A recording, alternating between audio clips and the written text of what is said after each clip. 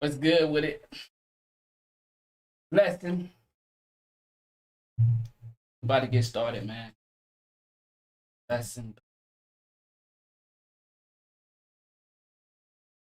Hope your night been smooth, my guy.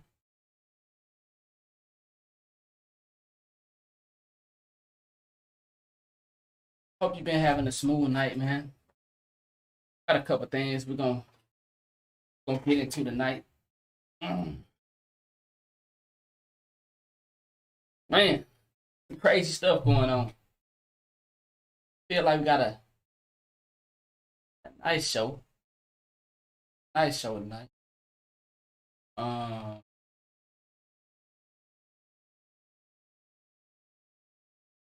some things I want to get into that I don't have up here, but I'm gonna see if we can make it to it at the end. What's good, man? Blessing. What's good with you, my G? How you doing, big cuzzo?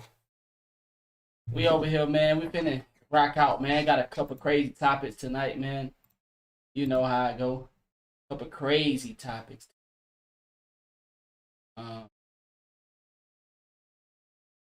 That's some crazy topics. All right. So we got what, 2, 4, 6, 8. Got 10 topics.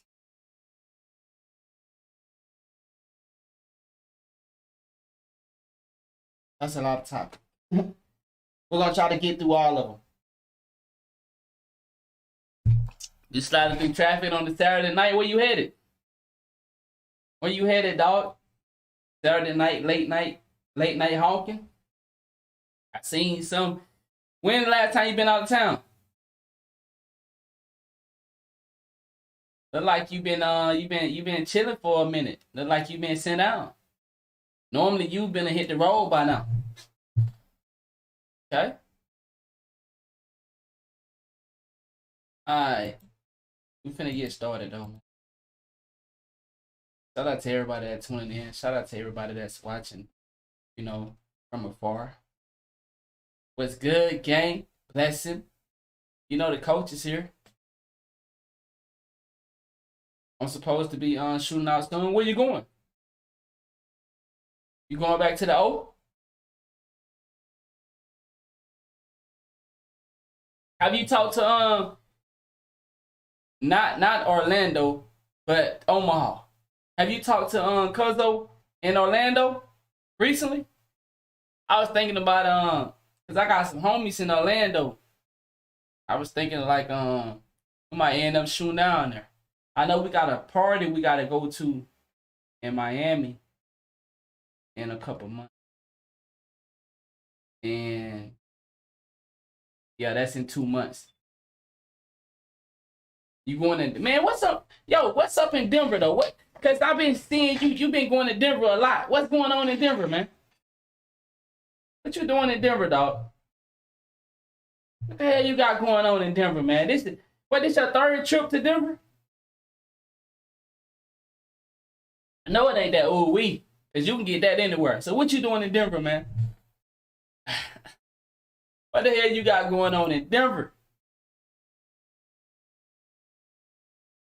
I'm gonna hit you up though. I'm gonna hit you up, man. I'm gonna hit you up later on today. Later on tomorrow. Damn, I gotta see what you got them going on in Denver, man. I'm gonna hit you up tomorrow though. You be safe tonight, man. Real for real. Blessings. Shout out to the cuzzo.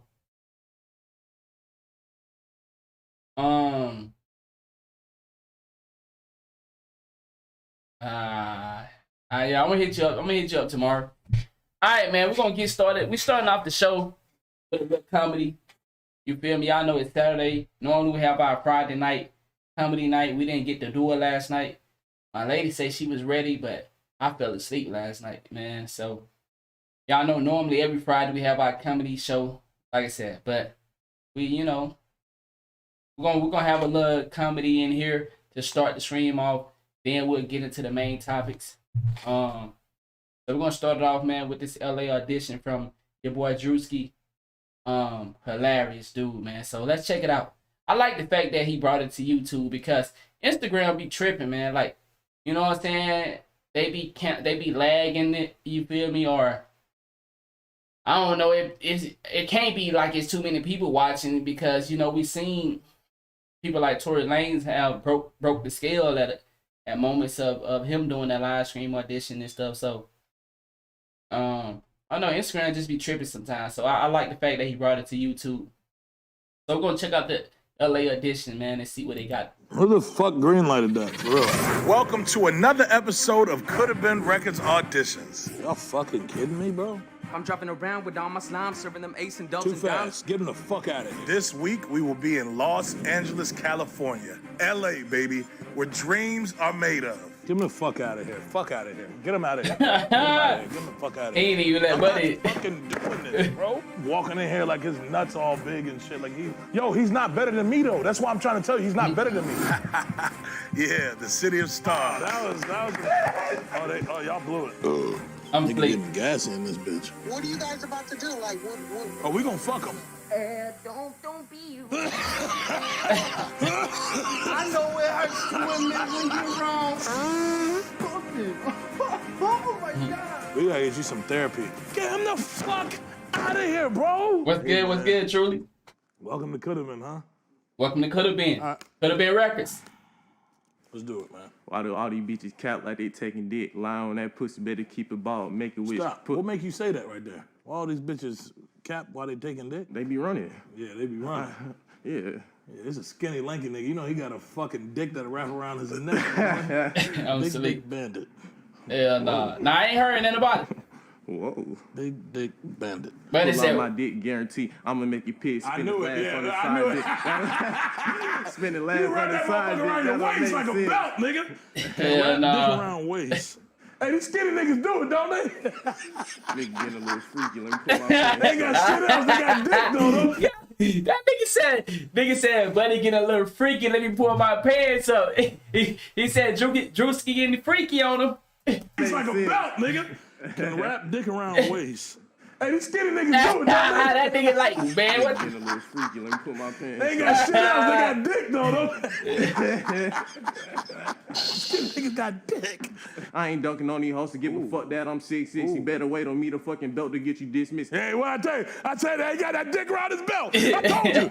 I said it. I That said, shit's hey, stupid, man, you though. I gonna ain't gonna sign this OnlyFans contract. We got OnlyFans going crazy right now. Okay. Hey, you OnlyFans contract right here, boy. Sign this. That nigga already got signed. He already got signed. Damn, man, that nigga said something about his belt. I told you. He wrapped that motherfucker around like a belt, man. Let's. Yeah, watch out for them tall, lanky niggas. He opened the door with his dick. Look at him. Yeah, nah. He gave me an OnlyFans deal because he said skinny niggas got dick. So hopefully I'm out there slanging dick, making some money. I'm sleep.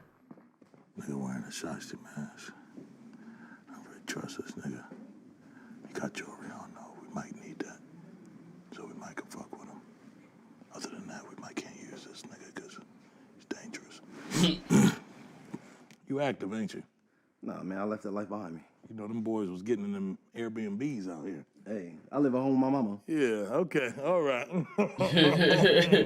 AK or the Ruger could be the 9 of the way you're gonna get shot tonight.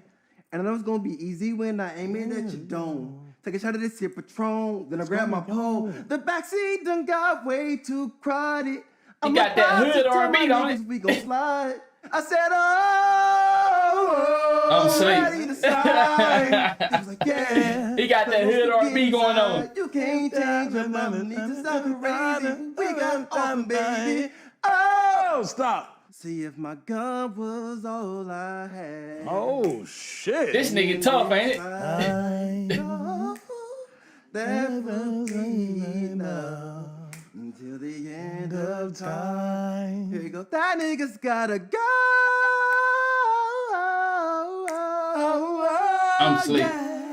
I like that a lot. I ain't gonna lie to you. Yeah. You got a hell of a voice, boy. Hey, it's like an angel, ain't it? Yeah. Anybody tell you look like R. Kelly?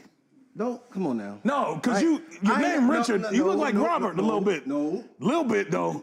Little bit. I ain't never heard that one. Little bit, man. Just a little bit. I'm telling you, you got it. Wait. Still? Yeah, you look like R. Kelly, man. That nigga, Yeah, no. Hey, he ain't fooling nobody, is he? He trash, but he look like Robert Kelly. Better not be outside when I spin. Oh my God! Come on now. That nigga got me wet as fuck. Hey, Oh, hell no. it's licking on the floor now. Yeah, nigga got me wet.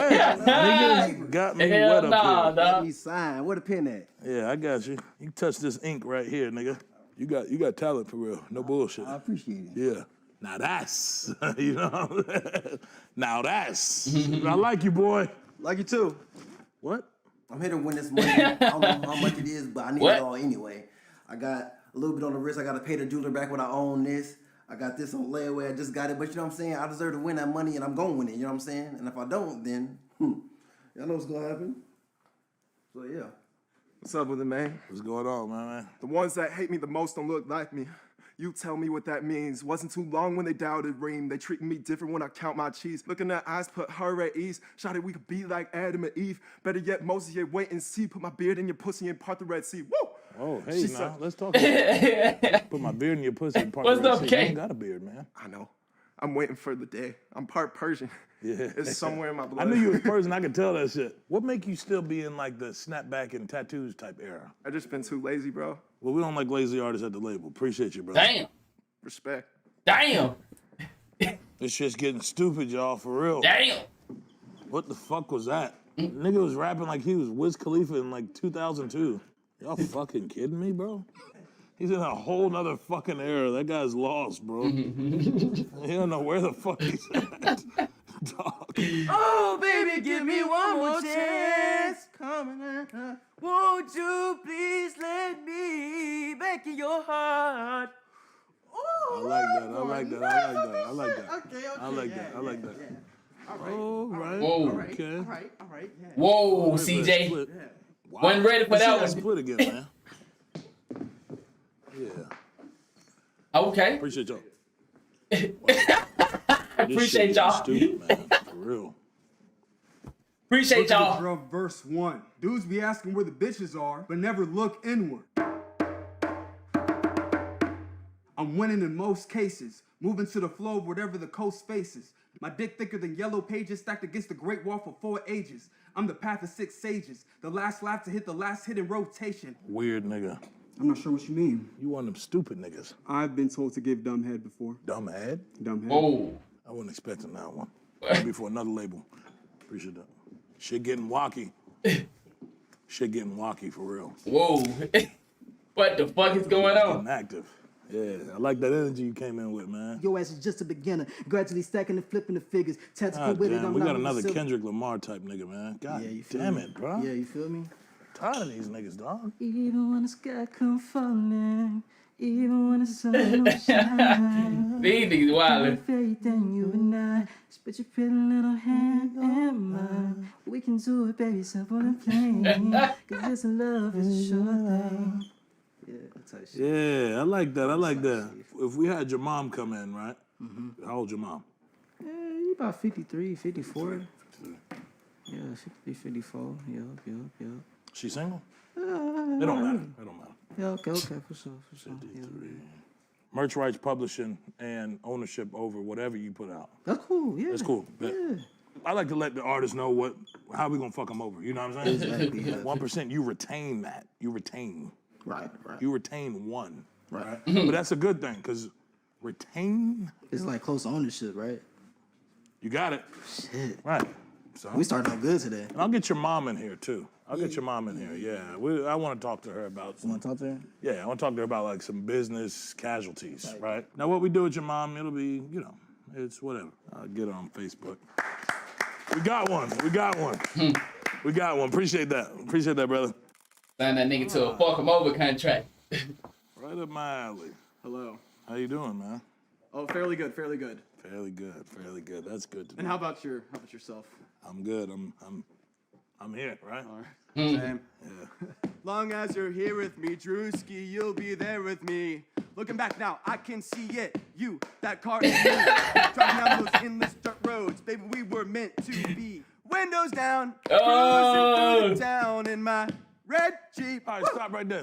There's some talented peoples out here, The rhythm dog. ain't there, But It's some I tell y'all talented what, people out here, man. Y'all got a hell of a percussion team. And the lyrics too. Yeah, the lyrics ain't there. I tell you Well, that. Y'all know any Taylor Swift? Yeah, the lyrics ain't we were there. both young when Oh, I first saw you. oh. I close my eyes and the flashback starts. I'm standing there.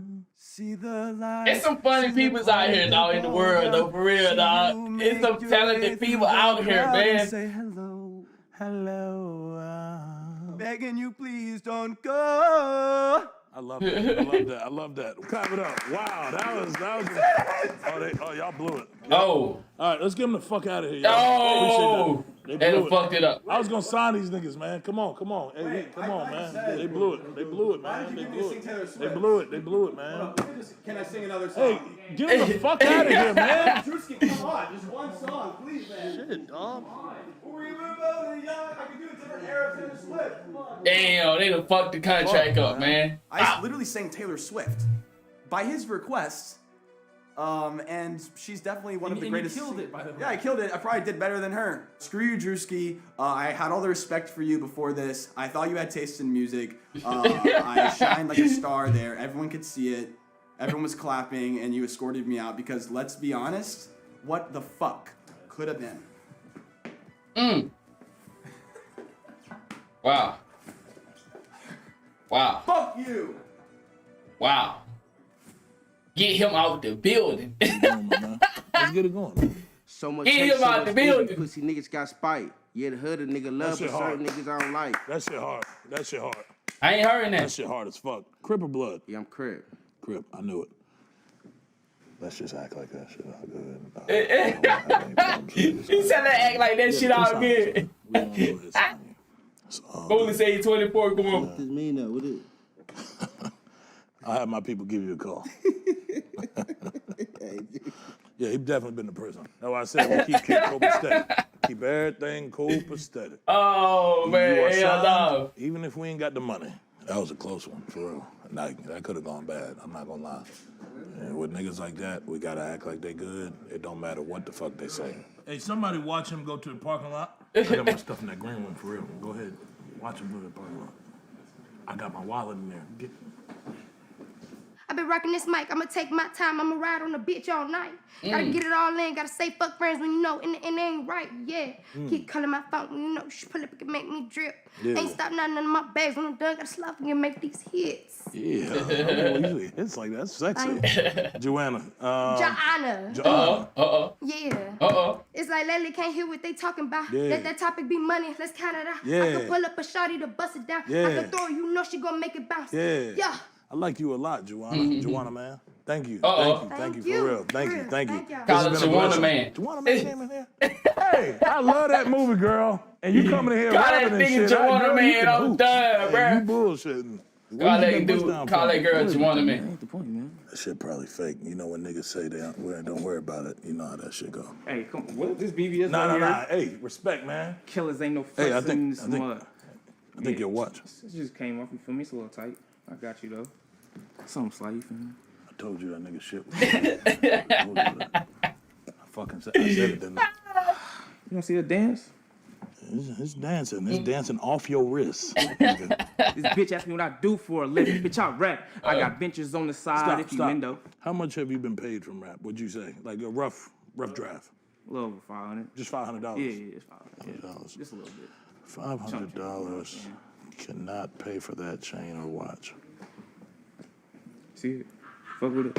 Hey, y'all chill out with all that laughing. That shit's a Rolex, bro. How you get fired from your day off? Fuck all that. Look, it's Friday, you know what I'm saying? You ain't got no job. You ain't got shit to do. But you can hit this blunt with me. Fuck. Hell no. Hell Hey, no. Jenna, let's not fucking do that again, you know? Yo, if we got people coming in on some lazy Hell bullshit, for real, no. yeah, let's get them the fuck out of here, man. I got you. Hey, and the Cardis, lose them. Janoff looked like fucking Jermaine Dupri today. That nigga thought he was directing the new Wakanda. You call a nigga a bass head. I'm sweet. Man, these niggas crazy. Boy, you did one episode on YouTube, man. Yeah, he do got that shit on though. No cap. Stay humble, bro. Stay humble, man. We gotta get through this. We gotta get through season 1. Oh man, this Johnny, shit what wild. are we paying him? For real, what are we paying that guy? Dude thinks he's fucking Steven Spielberg all of a sudden. Let's make sure they're quiet in the basement. It's super loud down there. Yo, if you want to make the cut, shut up. Yo, that nigga on some other shit. Yo, he on some whole other shit now, I ain't gonna lie. Yo, I know they're scared as shit down in that basement. We put them in solitary confinement, didn't we? Damn, they really got them in the basement, though. You guys shut the fuck up. They really got these niggas in the basement man. for real. Welcome to Couldaman, huh? Oh, man. How you doing, man? Let me put my I don't give a fuck shades on. You feel me? Okay. Hey, you ready, my dog? Okay. My dog's got my back. Whoop whoop. Bills in my pocket, blue. They ain't got a clue. This nigga hard as and then fuck, they gon' man. I love to see to get rowdy, man. I gotta get the blicky blick blick. When you say I gotta get the blicky blick blick. The blitzter, what you mean, yo? Yeah, send the blitz. You got them dogs, they out there, ain't they? Hey, they out there. They got your back. What you mean, yeah? I said, everybody in here jump you. You still gonna ride for us, ain't you? Hey, whatever. To get in the Couldaman, you gotta get jumped. I gotta get jumped. That was a test. Hey. That was a test. Hey, you see, I ain't That wrong. was a test. Yeah, you can't fight back. You gotta keep your hand in your pockets. Oh, shit. He didn't budge, did he? He ain't budge? He budged. A little ain't movement. Little movement. I ain't budged. I was just watching them two. Willing to get jumped. To get jumped to join. I like you, Slim. All right, bet. Let's get you in here, man. Bet. Damn, he getting signed? Oh. Hey, now. Don't let them grab that pistol. You might gotta fuck that nigga up a little bit, though. Get him adjusted. We'll adjust him.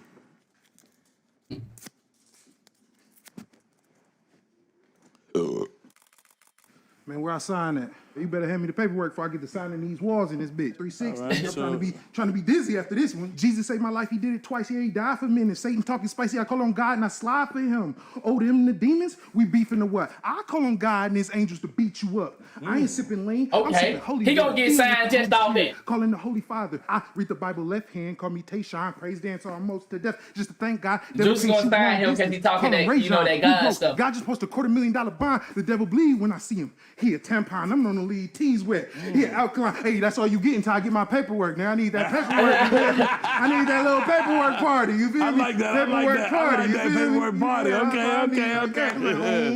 Yeah. I like that. I gotta meet your mom, man. Man, you already know, man. You can call her. Yeah. Yeah, call her up. Yeah, you I already want know. to talk to her, man. I love this. Shout my wife out too, man. I don't know about that.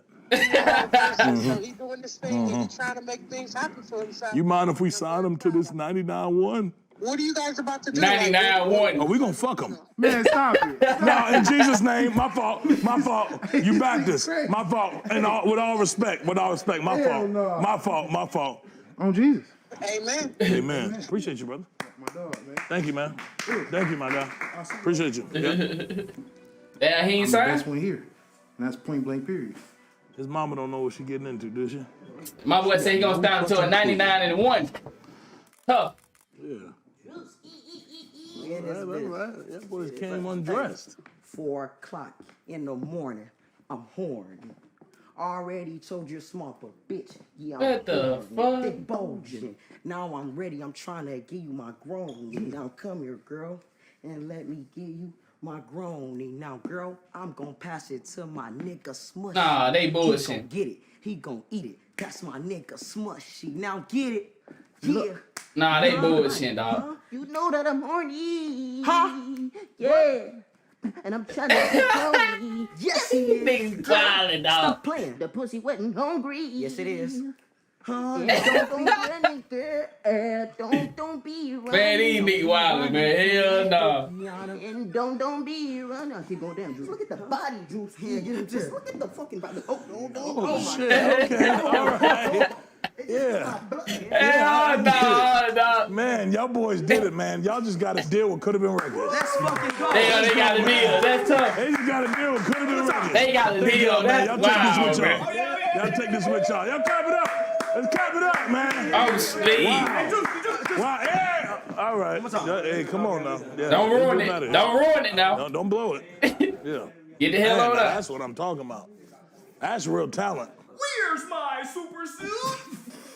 Vain society Trying to keep an eye on Oh, me. fuck. Got me Here we feeling go. low from the pressure trying to I'm tire me. hold on. Juicy don't be feeling them conscious rappers. All that lyrical bullshit. He'll be with Fame that shit. society and all that, those big words. Just do a rap without Juicy all wants that straight shit. gangsters on his record Facing label. my fears and chasing my dreams and staying fuck. level-headed, even though I'm blatantly just scheming That's the going problem. straight gangsters on, on his man. record I label. ain't dog. got no turn-up shit, man. Society, we far from sobriety, pacifying insecurities like Issa and Co. Not gonna work. Oh, too many fucking big words. God damn it.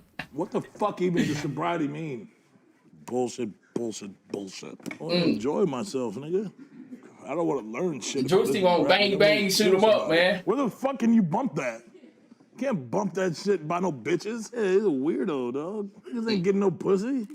I'ma do that thing you like, give you all that good. You like when I grab you there, girl, as you should. Pull it out, stick it in your, like it how I hit it from the back and then I move it there. Pick you up, then flip you over. Tell me what it tastes like. Hold on. Who have you picked up and flipped over? My girl, Does she have a fat ass? it's fat, Guatemalan. Protocols, usually the CEO gets a chance with your girl before you get to sign. Means I gotta fuck. You signing or what? No. Get the fuck out of here, dumbass. You just blew your chance at life, buddy. He's a fucking idiot. Just want to What hit a the man fucking girl. loser, for real. Who wouldn't do that? He has to get with my girl. It's a weird transaction, but I don't know. We might be able to talk some things out, maybe. All right. You about to make a college pick, ain't you? You're going to the league tonight. I'm trying to get signed by Coulda Been.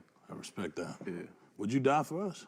absolutely. Willing to die. Damn. We got Casamigos, bitch, put down that truly. We got Casamigos, bitch, put down that truly. We got Casamigos, bitch, put down that truly. Reposado, Blanco, and your hoe was choosing. We got Casamigos, bitch, put down that Reposado, Blanco, and your hoe was choosing. I tell you what we don't got. We don't got an artist. Give him the fuck out of here. Get your ass up out of here, nigga. What is you talking about? We don't got a fucking artist. Get your ass up out of here, dog. We got Casamigos. Get your ass up out of We here. got that. We don't have an artist here. I heard Drewski tossing salad in the back where the line stops. Them hoes went blue in the face. Krishan Rock. Smacking on her ass like a combo at Wingstop. Y'all get him out of here, man. Appreciate that, man. Y'all get him out of here, man. Get him the fuck out of here, bro. Just trash, bro. We're not doing that. We're not doing that.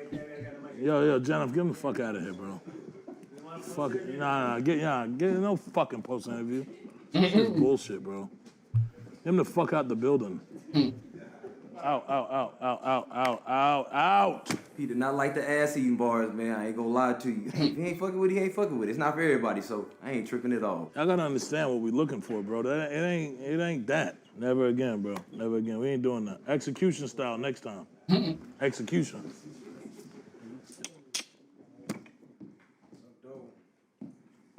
Get him the fuck out of here. Fuck out of here. Get him out of here, bro. Get him out of here. Get him the fuck out of here. I can't do this shit, bro. I'm not fucking doing this, bro. Hell no. Get the fuck out of here, dog. Hell no. Is he dumb for real? Like, I'm not doing that, bro. No, man. I'm telling you, I don't give a fuck what's going on. Get him the fuck out of here, bro. I didn't like the way he walked in here, dog. He's walking in here like his nuts all big and shit. Like he's not better than me though. That's why I'm trying to tell you, he's not better than me. Fuck wrong with that nigga, man? Nigga walking in here like he running shit. I'm not with that, bro. I'm not fucking with that. Oh my God. Get him the fuck out of here. Get him the, please. That nigga don't want nobody who look like they trying to do something with their life. Get him the fuck out of here. Oh. Black, please. The fuck, these niggas wearing suits? That nigga don't want nobody doing nothing with their life. Y'all niggas think I'm stupid or something? Get the fuck out of here. These niggas is trying me, bro. Like, I don't like all that shit. These niggas is trying me for real. Yo, I'm sleep, shit getting man. stupid, bro. Niggas coming in here in suits. Bro, I don't give a fuck what he is, man. Nigga look like Denzel Washington walking in this bitch, bro. Nigga think this shit training day or something? Nigga look like he need a job. I'm not employing niggas that need jobs, bro. I need somebody already doing this shit, bro. Nigga look like he got a project to do. It's all good, y'all. This shit ain't for the weak. You know what I'm saying? If they can't survive that type of shit, I don't know what to tell them, but we ain't. Oh, oh, oh, oh, oh, oh, oh. The big bad wolf not taking any grief from believers. I'm running with my cleaver. Before he blows down another house again. The big bad wolf just not taking any grief from believers. I'm It's running some with Juice my WRLD type shit. cleaver. I know it hurts to admit when you're wrong. Playing this ain't nigga. Get him out of here. I get napkin. What you need, some milk? How y'all doing? Slim Shady. It's off the top. I already know that they people know I'm crazy. Yeah, I'm white, but I ain't never been Slim Shady. I don't give a fuck. I ain't let them really make me. Real talk, back in the day, they try to play me. MGK? Bro, I'm gonna bring Slim Shady back. My mom, she's serving 50 second-degree murder. So it's okay to be how you are and down, but don't let that be your reality. That's you real. Oh, this Damn, what? Hold on, man. Be your reality. That's you real. Know? I miss what they said. My bad. I'm gonna bring Slim Shady back. My mom, she's serving 50 second-degree murder. So it's okay to be how you are and down, but don't let that be your reality. That's you real. Know? So, man, put my dick in her mouth and I hit from the back and her ass fat and now her titties jumping. I'm pulling her hair. I be taking control. I'm the boss, man. Wait, nigga, you just went from talking about some of the deepest shit you ever went through in your life. What the fuck? Put your dick in her mouth and dick in her ass? I thought we were having a moment. Oh no, for sure. But this is what the fuck? This is how I let my emotions out. Okay, if you let your emotions out like this. But I'm higher than high if you smoking on dope and a bad little bitch, but a mom even badder. I'm thinking of really just fucking them both. So we hustle for the Maybach, break the pussy, Kit Kat, young and need the big racks. All my friends are dead. Uzi got to bring it back. Whoa. Hey, man, hold the fuck up, bro. Yeah, that. Dog. Yeah, we gotta get you some help, man. I'm glad you're letting it out through the music, though. I'm glad you're letting it out through the music. What's the meaning behind the dick in the mouth, dick in the pussy, and dick in the ass? I've done been through down, bad, mad, hell, jail, cells, but I promise I stay 100, you know? And if they ask, shut the fuck up, stupid bitch, hoe. I'm gonna show you how I be coming, like how I'm coming and coming. So I put my dick in her mouth, then I hit from the back and her ass fat, now her titties are jumping. I respect. After you explain that shit, it do make sense, though. It do make sense. You about to get started. Hey. I'm literally pulling her hair. I'm the boss man with the money. You make so much sense. Yo, you might be the #1 artist. After he explained it made perfect sense, though. Not lying. Our label. But I throw me a check in the club with my brothers, the music bumping. Oh my God. We gotta get you some therapy. I want to take you on a nice date. Look at your little ass. I know you like steak. That ain't no butter on it. I just nutted on it. Let's get him out of here. Wow. That's it? Let's get him out of here, brother. Damn. On a serious note. On a serious fucking note. What You're the talking like fuck nutted was on that? my butt. You know what I'm saying? He nutted on me. You know what I mean? Like, I ain't, come on, man. What the fuck was that? Juice that nigga. We got the next one ready? Stand by. 10-4.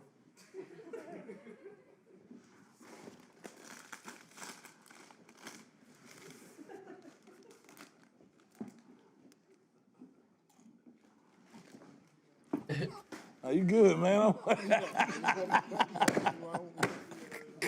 You good, though, bro. No, you good, you good. I want y'all boys to feel comfortable as possible.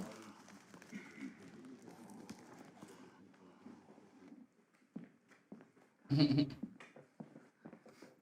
going on, y'all? I'm here to represent for the Hispanic culture. I keep it real all the time. I feel like God's giving me a sign that I need to stop doing all the bullshit I'm doing if I really want to survive. I'm driving around with all my slime, serving them ace and dubs Too and fast. dimes. Get him the fuck out of here. Damn. That's tough. I'ma slide in this. Go back right quick. I'm fucking with that. Real. What's going on, y'all? I'm here to represent for the Hispanic culture. I keep it real all the time. I feel like God's giving me a sign that I need to stop doing all the bullshit I'm doing if I really want to survive. I'm driving around with all my slime, serving them ace and dubs Too and fast. dimes. Get him the fuck out of here. Damn. I'ma slide in this bitch like it's GTA. Said I'ma slide in this bitch like it's GTA. Yo, bitch keep calling, asking if you gonna be okay. I met this girl in college. I only went to see the game. 21 years old, I had to ask her what's her GPA. Nigga Told her you snoring could on ride their with me. ass. You know it was an easy day. He said, sleep. We got one more chance. He sleep. We gotta wake him up. What you about to pull up? Oh shit.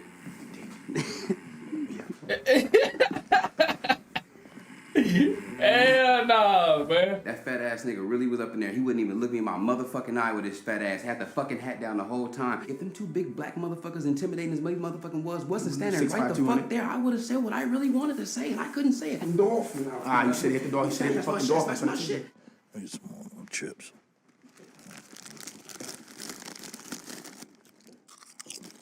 He eating that man chips.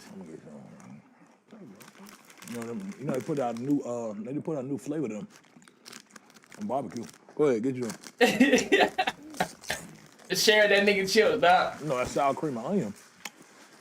Excuse me, that's sour cream and onion. Do it every time. Excuse me. Or do you not think so far ahead? Cause I've been thinking about forever. Appreciate it. Yeah.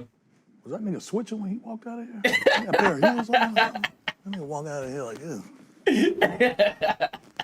This nigga stupid, man. You crazy as fuck, shawty, for real. They think I'm bad. They want to smoke me out. When you say they want to smoke me out, who you talking about? Man, you want to see my DMs? Wow. What the fuck?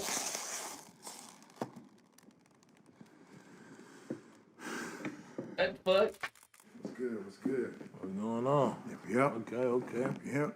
Why y'all rappers do all that capping in your caption? You the captain of cap, and I'm gonna start saying I captain graduated from Cap University with that cap and gown. Great posture, so I do not bend, don't speak. Let the Cuban link do the whole speech. Don't reach or tag toe feet, yeah.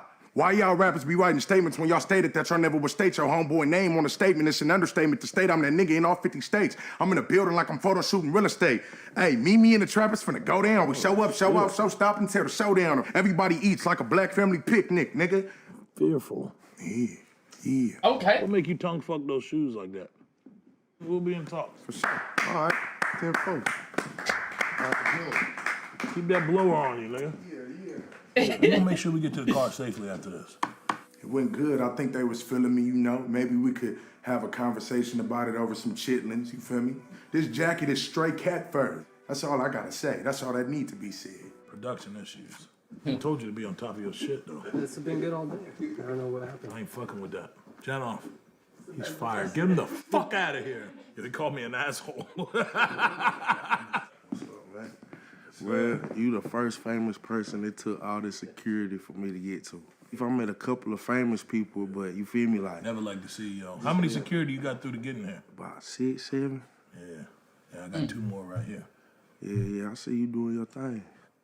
We're gonna take that chain before we sign you. Oh, you want to take the chain right now? Appreciate that, slime ball.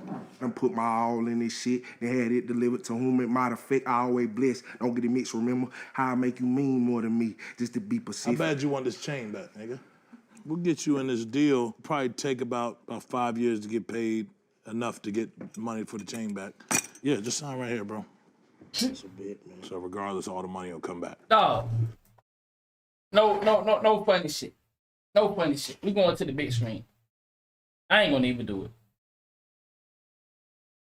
Bro, this crazy. I ain't gonna even do it. Appreciate that. Hey, it's great. Real one, bro. Real one. Appreciate that. Thank you, dog. Hey, and by the way, it's mine. I still gotta get to my car.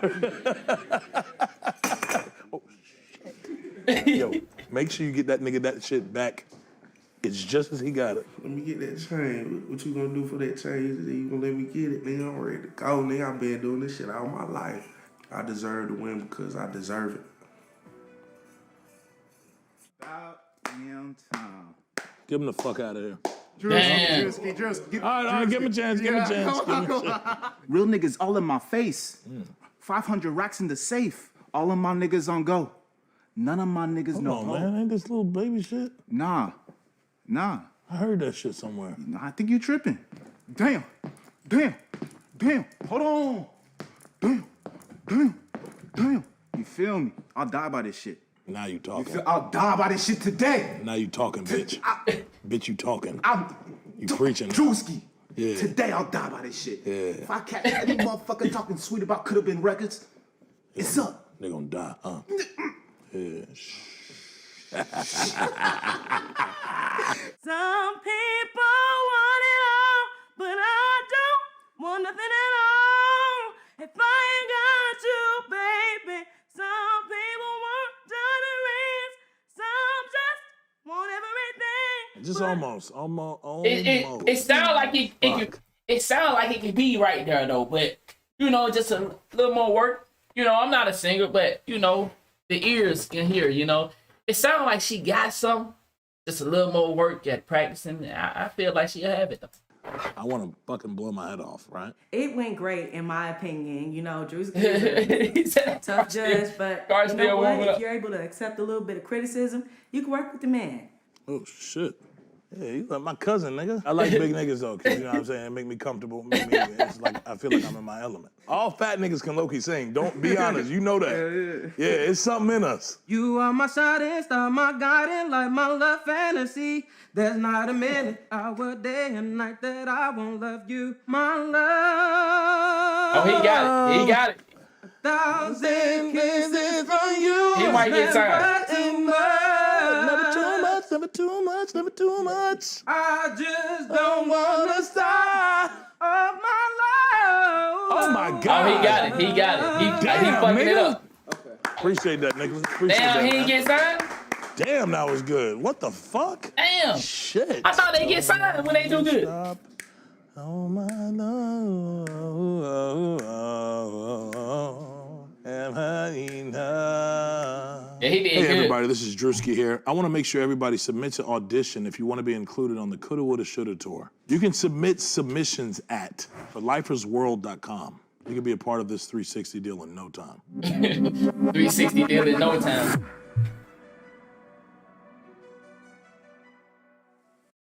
Okay, man. That's a good one, dog. That's a good one. I fuck with it, man. I fuck with it, dog. Yo, Drewski, like I said, man, he got a good thing going, bro. And this shit is so funny. It's so much of a real thing that this nigga got a whole tour set up with this shit, dog. So if you in this city, you want to audition, you know, you seen the information. forlifersworld.com. forlifersworld.com. That's pretty dope, though. I ain't gonna lie. I just show you where we at in today world, dog. Like, this comedy shit is so many styles of comedy now. You feel me? And I guess it's a new form of comedy, you feel me? So it's pretty dope, man. Pretty dope. All right, man, we're finna get into the show. That was pretty funny. All right, man, let's get down to the nitty-gritty.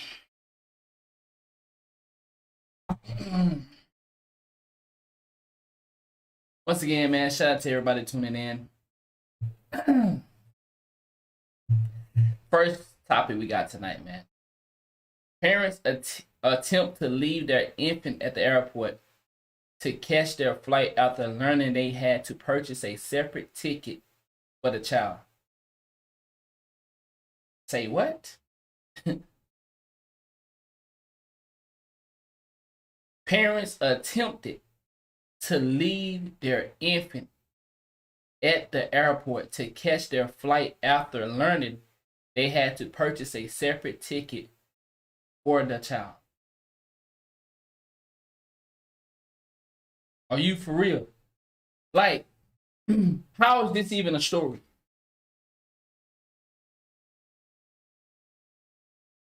It's some stuff you hear about and it just don't make sense. You automatically assume if you hear the story, it's a lie. But you actually have video proof of people leaving their fucking baby. בשוק. אימא'לה מסכן. היא השאירה אותו פה באמא שלי. בשוק. Bruh. אימא'לה מסכן. You actually have video of this shit? בשוק. אימא'לה מסכן. Bruh, what is the world coming to, dog? Bro, they probably was gonna have to pay what? 20, 50, 60, $70 for the infant? It probably not even that much. You attempted to leave your child? Bruh, this is crazy, dog. This is crazy. 2 parents abandoned their infant at the airport, at the check-in counter of the Israel airport, and attempted to continue their travel plans after failing to purchase a separate ticket for the baby. As you see here. היא השאירה אותו פה באמא שלי. בשוק. Crazy. The couple left the baby at the counter after they checked it in for a Ryanair flight from Ben Gurion International Airport to, y'all know, I ain't finna fuck up these words. But after failing to present a ticket for the infant travel, the duo proceeded to the security check. Do they lose their kid? Like, do they automatically lose the rights to be a parent when some shit like this happen? Or do they continue to be parents? What happens with this? Do CPS immediately take the kid from them? Some reports state that the family arrived late after the check-in counter had closed, and they were either unable or unwilling to buy a ticket for the child. When the check-in agent realized the infant was abandoned in its baby carrier, airport security was called, who retrieved the passenger and detained them. It is not clear whether the police are investigating the case. The parent with the baby were reportedly taken away for questioning. Wow. Infant could be included during the reserve process. A 27 charge. $27? So you left your infant at the check-in counter, and all you had to pay was $27?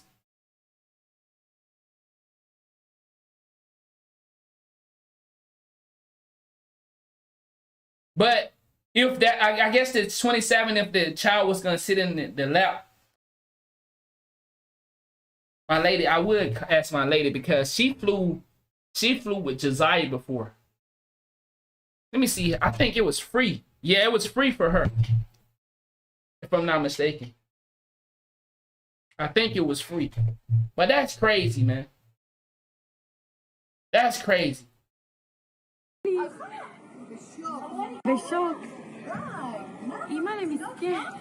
Man, bro. Some of these kids are going through some strange things, man. This is crazy, dog. Some of these kids are going through some horrible things at home, man. Cause if this is tough, man. God damn. You're willing to get on an airplane, leave the state, and leave your baby at the check-in counter? What type of shit is that?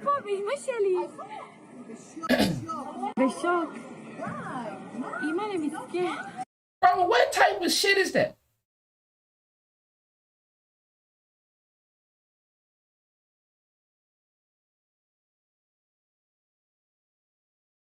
Wow. Interesting, dog. But man, I think you should automatically lose the rights as parents. This right here, this is worse than. Now, let me tell y'all.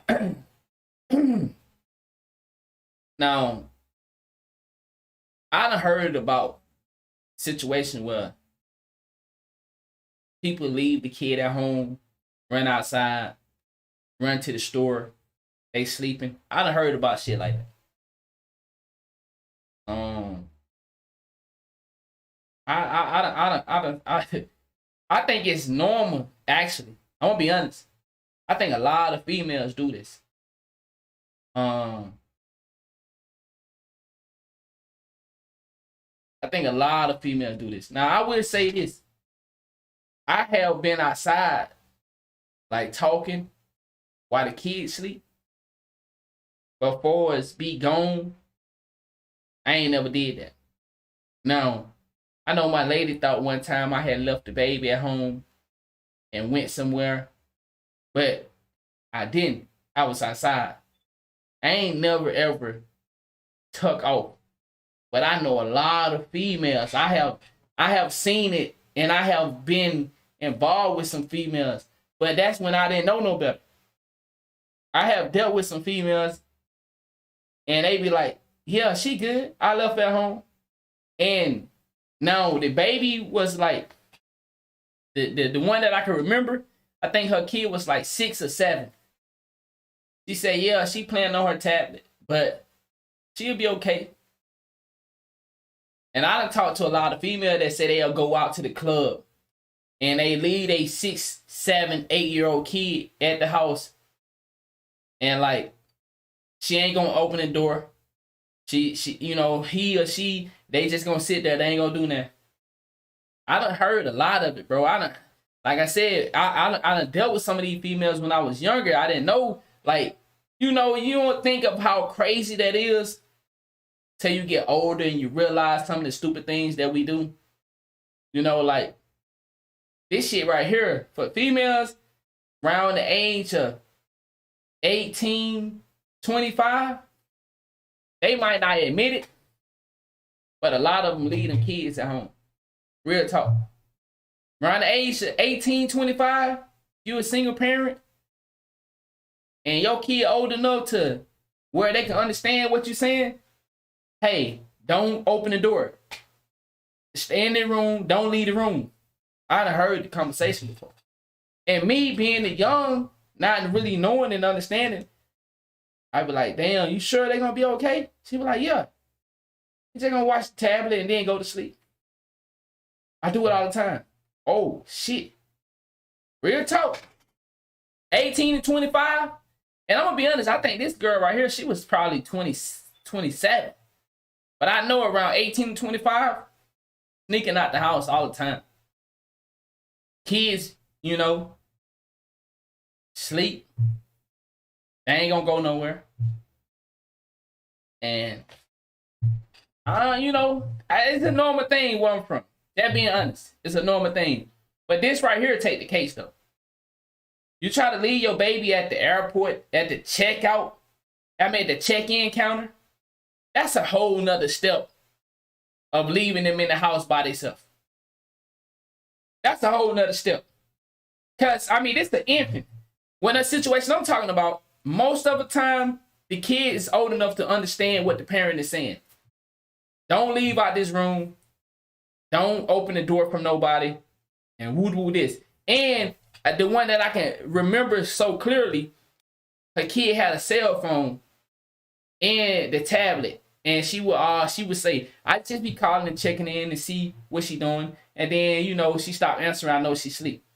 You feel me? So, but this right here, an infant, you leaving your infant at the counter, it's a whole nother level of leaving the house, going to the club. And like I said, what I'm saying, it's fucked up, I know. But I'm just saying I know it's coming.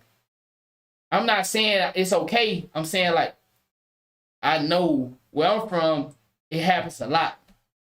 Between 18 and 25, girls be out. And they got their kid with that phone, and they calling in, they checking, and woo this. And I know it's wrong, but this right here is a whole nother step from that, though. This an infant, and you leaving them at the checkout counter like, what the fuck? Who's supposed to take care of the... That's a whole nother level right there. So I wonder, do you automatically lose rights as parents when something like this happens? Because clearly you said you don't want the kid. This is another form of dropping the kid off and saying you're not coming back. You don't fucking put your kid at the check-in counter, and because you can't pay or you're not willing to pay for the ticket, you just take off and try to go check in with security. You know, what's good? Now, what's they trying to rent? Now, let me say this. Let me read this one more time.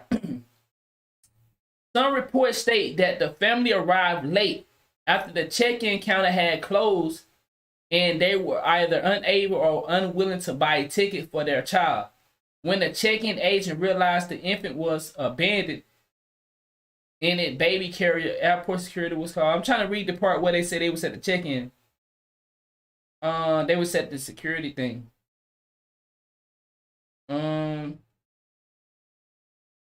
Two parents abandoned Israel. Couple left the baby at the check-in. I thought I read in here where they was trying to go to security to check in.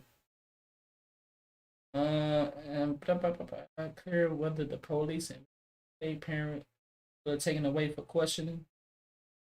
I thought I read that. I guess not. Cause I thought if I read that let me even see. Some reports state the family arrived late after the check-in counter had closed and they were either unable or unwilling when the check-in agent realized, okay. I thought I read that. I guess I did. After failing to present a ticket for the infant travel, the duo proceeded to the security check. Yeah, okay, I did read that. Now, was they trying to run it and check in with security and then come back and get the baby? Or nah, that don't make sense either. Because you ain't finna check in that long ass line unless you got that clear. Man, shout out to Clear. Man, we had no idea about Clear. And just one day, these people approached us as we was in line, and they was like, you know, if you sign up with Clear, you can go straight through. And ever since then, that Clear is a lifesaver. Shout out to Clear, man. Shout out to Clear. You know what I'm saying? We had to give some shit. I was unsure at first because they was like, we want to get your fingerprint, your thumbprint, and we want to scan you and give you. I was like, oh, well, god damn. And listen, this the time, you know, y'all know I'm a heavy conspiracy theory, you know what I'm saying? I'm like, man. And my girl, you know, she waiting on me to approve it. And I'm like, man, I'm looking at that line. Said to myself, shit, they got all my information anyway. They know everything about me anyway, god damn it, shit. Man, I need to get through this line, So, yeah, we signed up for Clear that day. And we've been pushing with that Clear for ever since then, though. Shout out to Clear, man. But, she ain't gonna go through the security check-in and then come back to get the baby. So, it clearly that they was trying to leave the baby, right? Because you ain't gonna check in that long-ass line at the airport. Whatever airport you at, unless you at a small city. When I go to small, like Columbus, Mississippi, the line is not long like that. Birmingham, Alabama line is not bad. Atlanta, you know, the main states, Atlanta, Denver, Cali, Cincinnati. You know, those lines are pretty long. Most of the time, you know. Like I said, the only place I have been to that line wasn't crazy was Columbus, Mississippi, and Birmingham, Alabama. Birmingham line wasn't that bad, but everywhere else that I ever flown, the lines are crazy. So if you ain't got Clear, you ain't fucking around like that, man. You ain't finna go in and out, or you know the first class stuff like that. You ain't finna be doing all that, man. You ain't finna go through security line, then come back and get your baby. So it's clear that they was intending to leave the baby. That's all I get from that. I don't see how they was trying to do anything else. And this the baby, they just left the goddamn baby up there, man. That's crazy, dog. That's crazy. But that's that story right there, man. That people really was trying to leave. They really was. They had left this little motherfucker. That's some cold stuff as a parent, dog. I'm just gonna be honest. That's some cold stuff, man.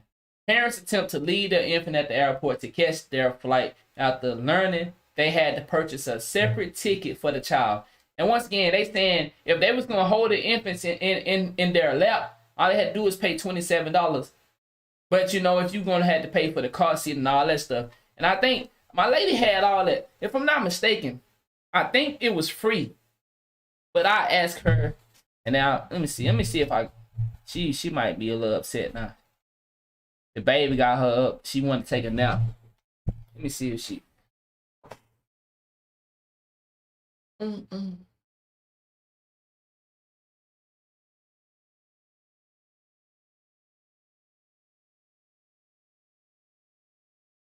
She ain't here right now.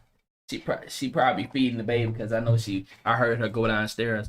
But if I'm not mistaken, I think it was free because let me see this her right here. Hold on. Hello? You alright? What, you got attitude or something? Oh, you got a little attitude? Okay. When you flew with Josiah, it was free, right? She sat on your lap. So did you have to pay for the stroller?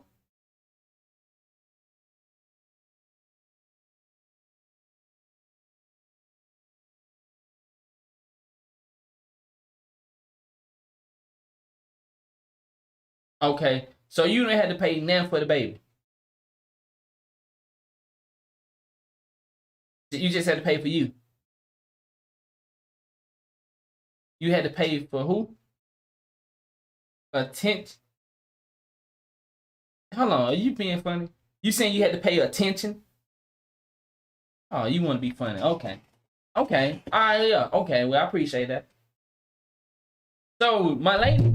So like I said, my lady went to Miami 2 years ago with the baby. I wouldn't take her down there, you know, because I told. So let me give you the backstory. My lady wanted to for Josiah's first birthday party. Her family wanted her to come down there. I wanted the family to come down here, so I wouldn't take my lady down there because I'm like, man, it's the baby first birthday party.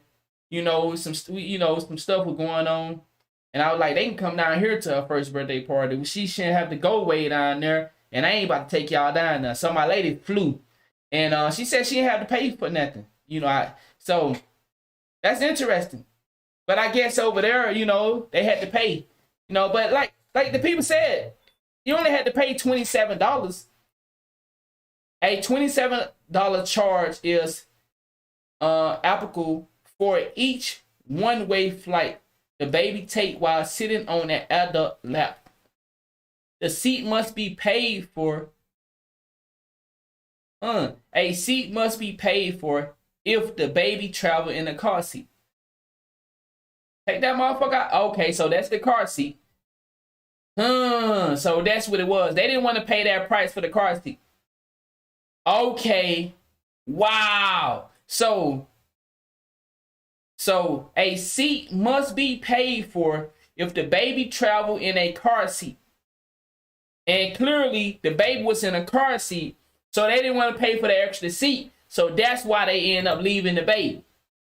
That's still fucked up though. I'm just being honest. That's still kind of fucked up. You know, that's you. But hold on though. One thing about my lady, she got everything planned, and I'm not saying everybody the same. When we get ready to go somewhere, my lady gonna double check everything, make sure we got everything, and she gonna make sure everybody got their seat. And it be a lot of money, but she gonna make sure, hey, okay, you gotta get Morgan a seat, gotta get the baby seat, everybody gotta get a seat. I never flew with the babies. We flew with my oldest daughter. But like I said, we made sure we had everything, and we've been using Clear ever since. But it's like, how you don't check before you go to the airport? But see, this is just a fucked up situation. This is a poor situation of management. There's no way you should have got there. Getting late to the airport is one thing, but getting late with a baby, that's a whole nother fucking thing right there.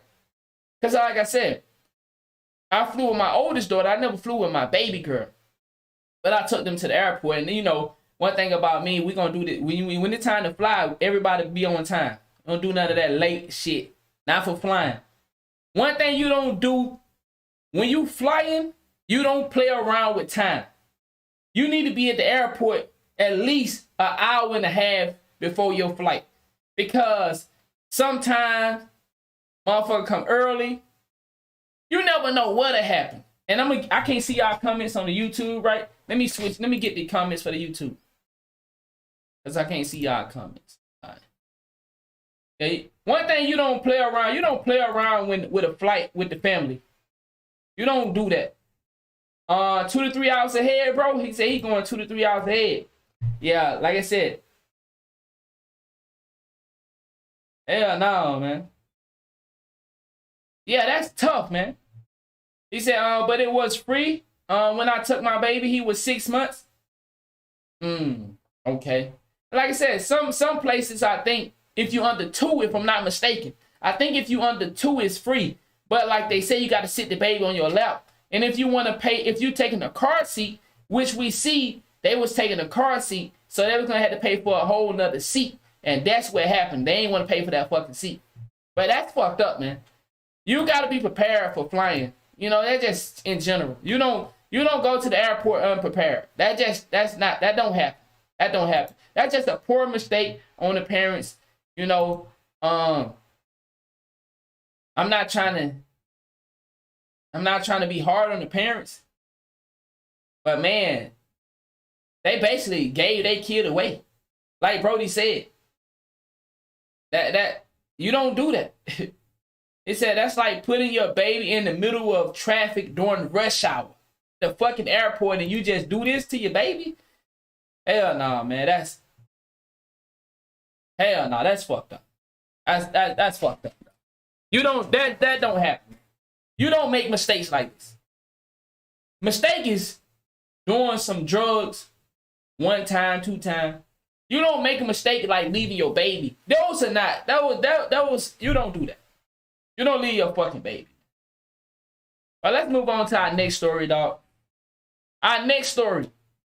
A man sues a woman for $3 million because she saw him as a friend and did not want a relationship.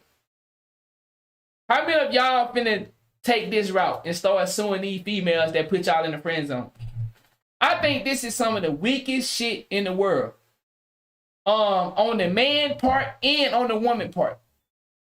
I think this is some of the weakest shit in the world, dog. You dudes cannot force these women to be in a relationship with you. That's basically what I'm seeing when I hear this story. You men are trying your best to buy these women off as, hey, I did all this for you and you still don't want to be my woman? You can't force these women to be in a relationship with y'all, man. Y'all got to stop this shit. And for you ladies, why are you not being upfront and say, I just want your resources? I don't want you, Jim.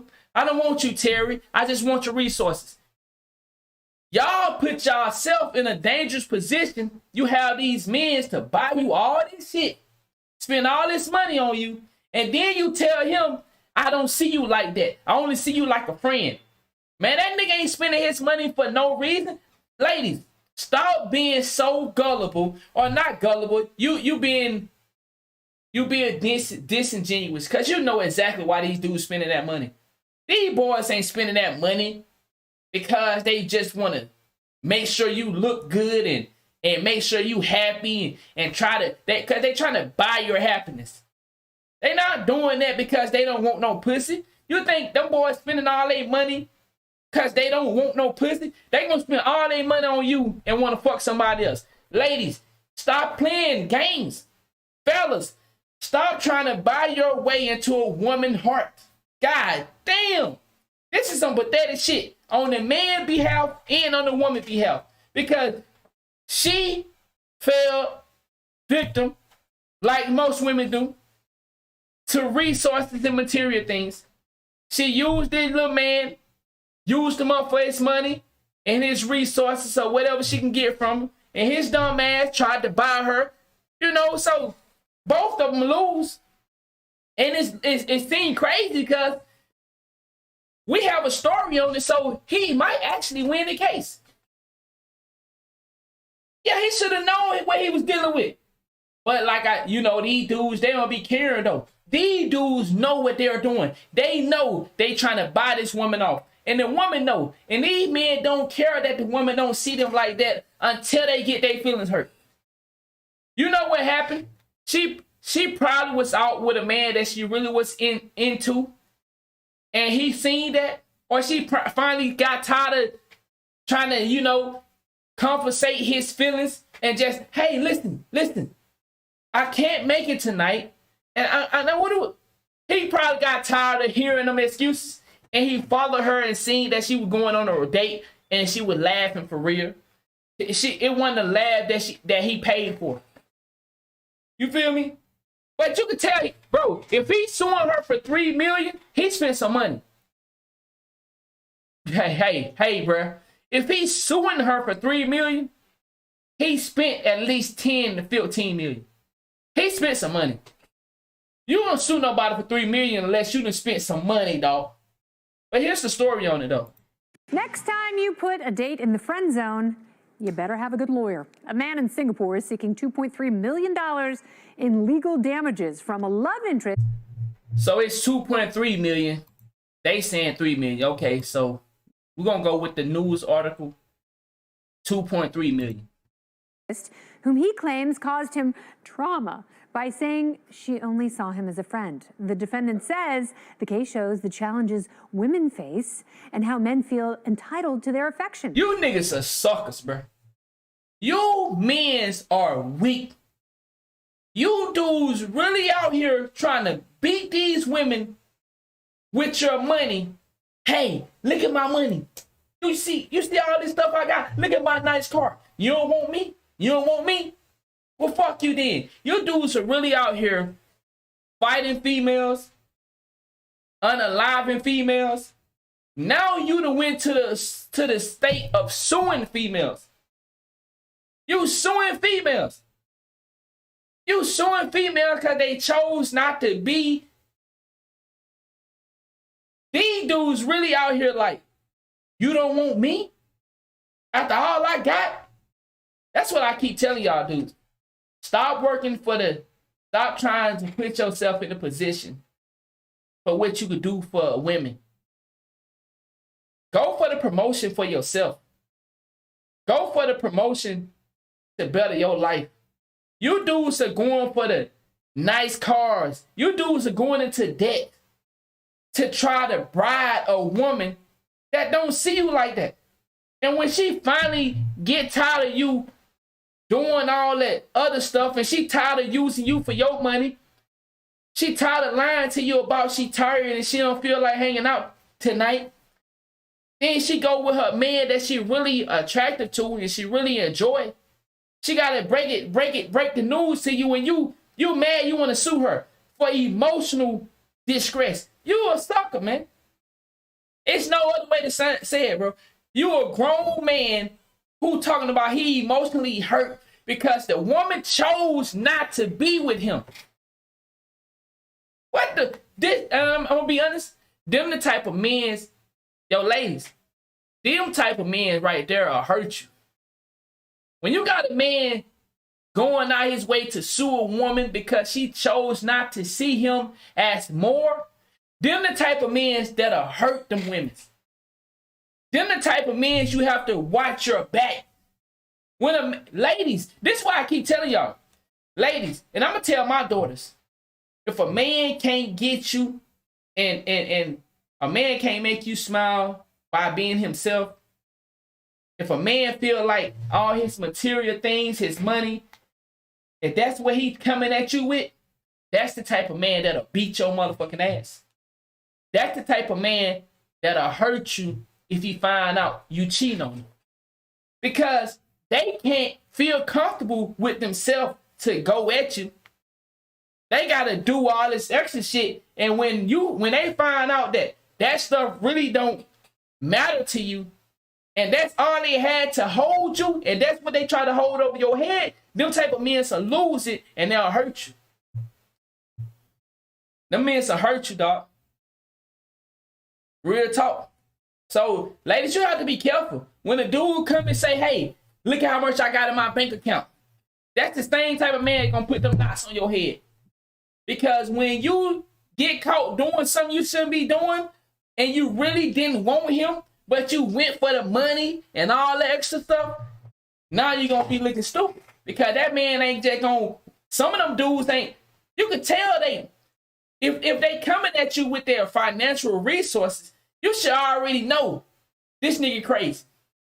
I'm just being honest. If a man can't come to you and say, hey, this is who I am, I would like to, you know, exchange numbers, maybe take you out.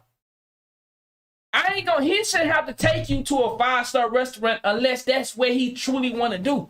But if he's doing it to please you, you should say to yourself, nah, nigga, hell nah, I ain't fucking with your crazy ass.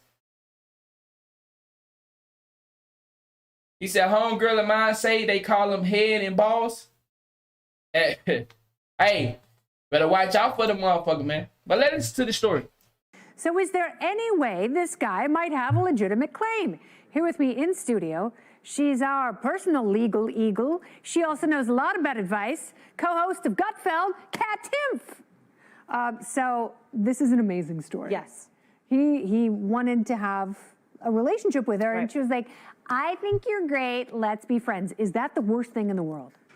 See, okay, this guy, of course, is an awful person, and, you know, he's words I can't say on TV, all the things, but... And let's just be honest. She not lying. Bro, all you grown dudes out there that feel like this woman is wrong. Bro, women don't have to be with you if they don't want to. A lot of you men out here would not have no encounter with women if it wasn't for society forcing them to. A lot of you dudes, you wouldn't get a chance because the average woman is willing to. Let me say this. There's a particular man out here that can have up to 50,000 women, and them women all can know about it. Most men wouldn't have a whiff of a woman if it wasn't for society forcing them to. Society actually forced women to choose men that they don't want to choose. Society, because see, the men, most of the men that have the money and the cars and the clothes, they don't have a connection with women. So they feel like, hey, I gotta keep climbing the ladder, keep climbing the ladder, keep climbing the ladder. And she'll notice me. So society have made the world a materialistic world. And that's how most of these guys are getting their opportunity to deal with women. Because if it wasn't for their material status, you look at it. Look at all the guys that are so rich and they women still cheating on them with average men. Look at it, bro. Look at all these so-called successful men losing their women to young boys who don't have a job or a car or no jewelry or no money or none of that.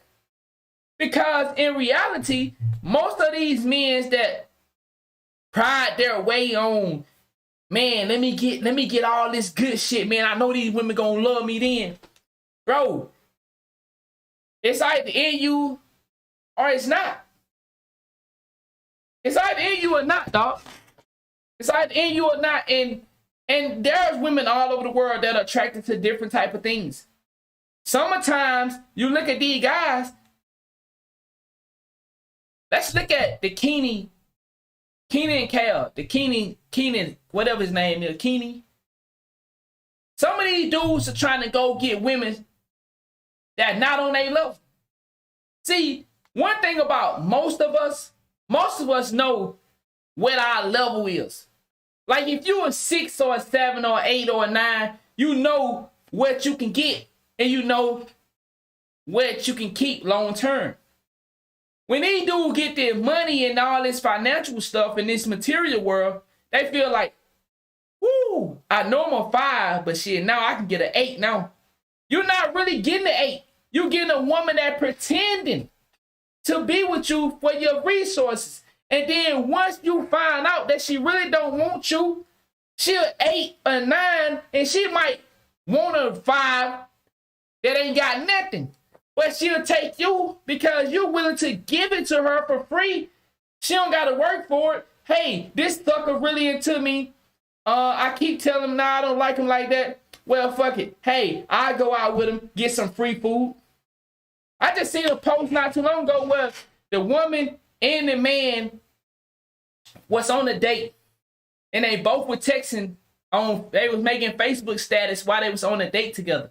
And this dude was making the Facebook status like, man, the date is going good. Whoop, whoop, whoop. The girl, listen, this is a true story. Both of these people went on a date, and they both were making status as they was on the date, updating how everything was.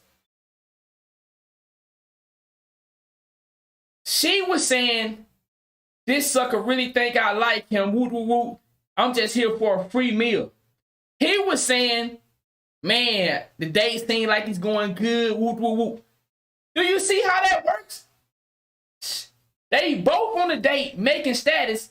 He is trying to actually win her over by taking her to this nice restaurant. She making a status saying how she just wanted the food and this dude really think she like him. That's what I'm saying. When you dudes got to do a better job of picking your mate. Listen, I'm gonna give you a little story. My lady don't like this story. When I picked my lady, there was another woman that was going tit for tat. It was her or the other lady. Now, of course, I had skeletons, but I was getting ready to settle down. I was ready to settle down. And I had ran into 2 women that I felt like, man, okay, I can sit down with one of these. It was my lady that I'm with now and this other lady. I met both of them at the same time. And the other girl was speaking my language. She was into this conspiracy shit like I am. She was talking about similar things that, resonate with me. Now, my girl that I'm with was quiet. She had the looks, but she was quiet. She wasn't really out there. The other girl was like out there. Like the girl that I'm with, she was more preserved. She was more like in the background. Like she didn't know her worth. Like she didn't know how beautiful she was. You know what I'm saying? She didn't know like she was the shit. The other girl, she felt like she was shit. No, she the shit. And she was more active. Guess what? I ended up choosing the woman I'm with now. Got 2 kids with her. She liked the shit I like, after being groomed. And it's not me grooming her personally, just her being around me. She realized that she into the shit that I'm into. Of course, we have different things that we like, but, she started more to grow around who I am. That's just how it is if you're a man. I don't want to, no disrespect. The other girl, guess what she doing? She now dates a trans, how you say it? She dated a girl that had transitioned to a man. That's what she dating now. So it just shows you. I had 2 women I was about to choose, like which one I'm gonna settle down with. The one I chose is the one I'm building my legacy with. The one I didn't choose is now dating a trans girl. She's a girl transitioned to a man, and she's doing a whole lot of other shit now. And my lady, showed me, she was like, that girl you was trying to see which one you wanted to do? Look at what she do now. I was like, damn, she like that. And then get what? She came off as she was like this Christian person.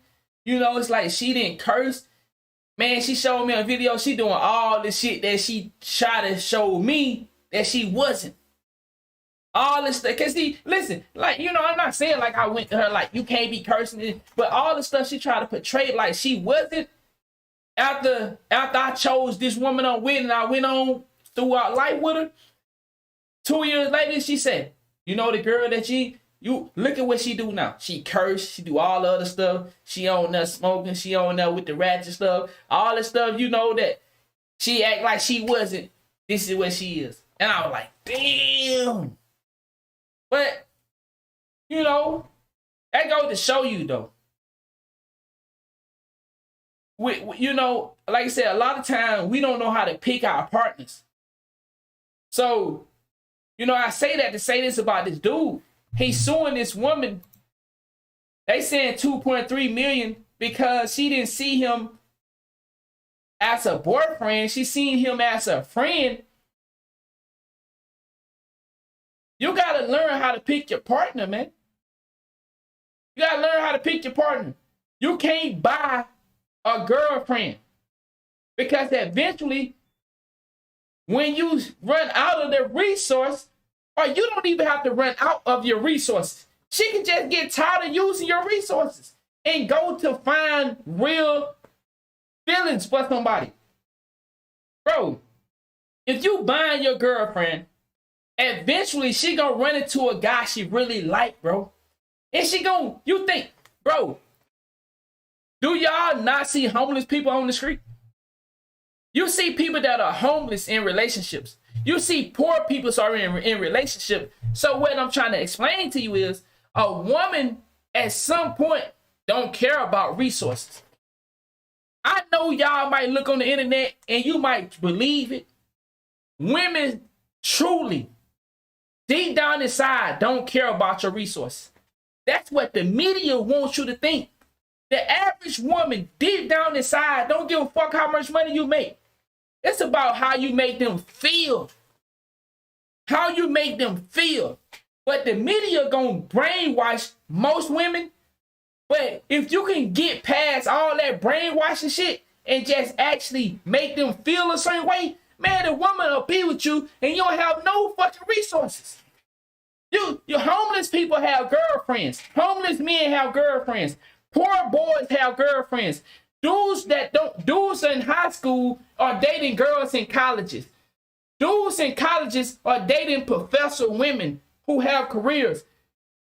It's about how you make them feel. But the media done brainwash most women, and it'll brainwash you dudes to feel like, because you gotta understand, we're going deep here. The media brainwashes men to go be hard workers.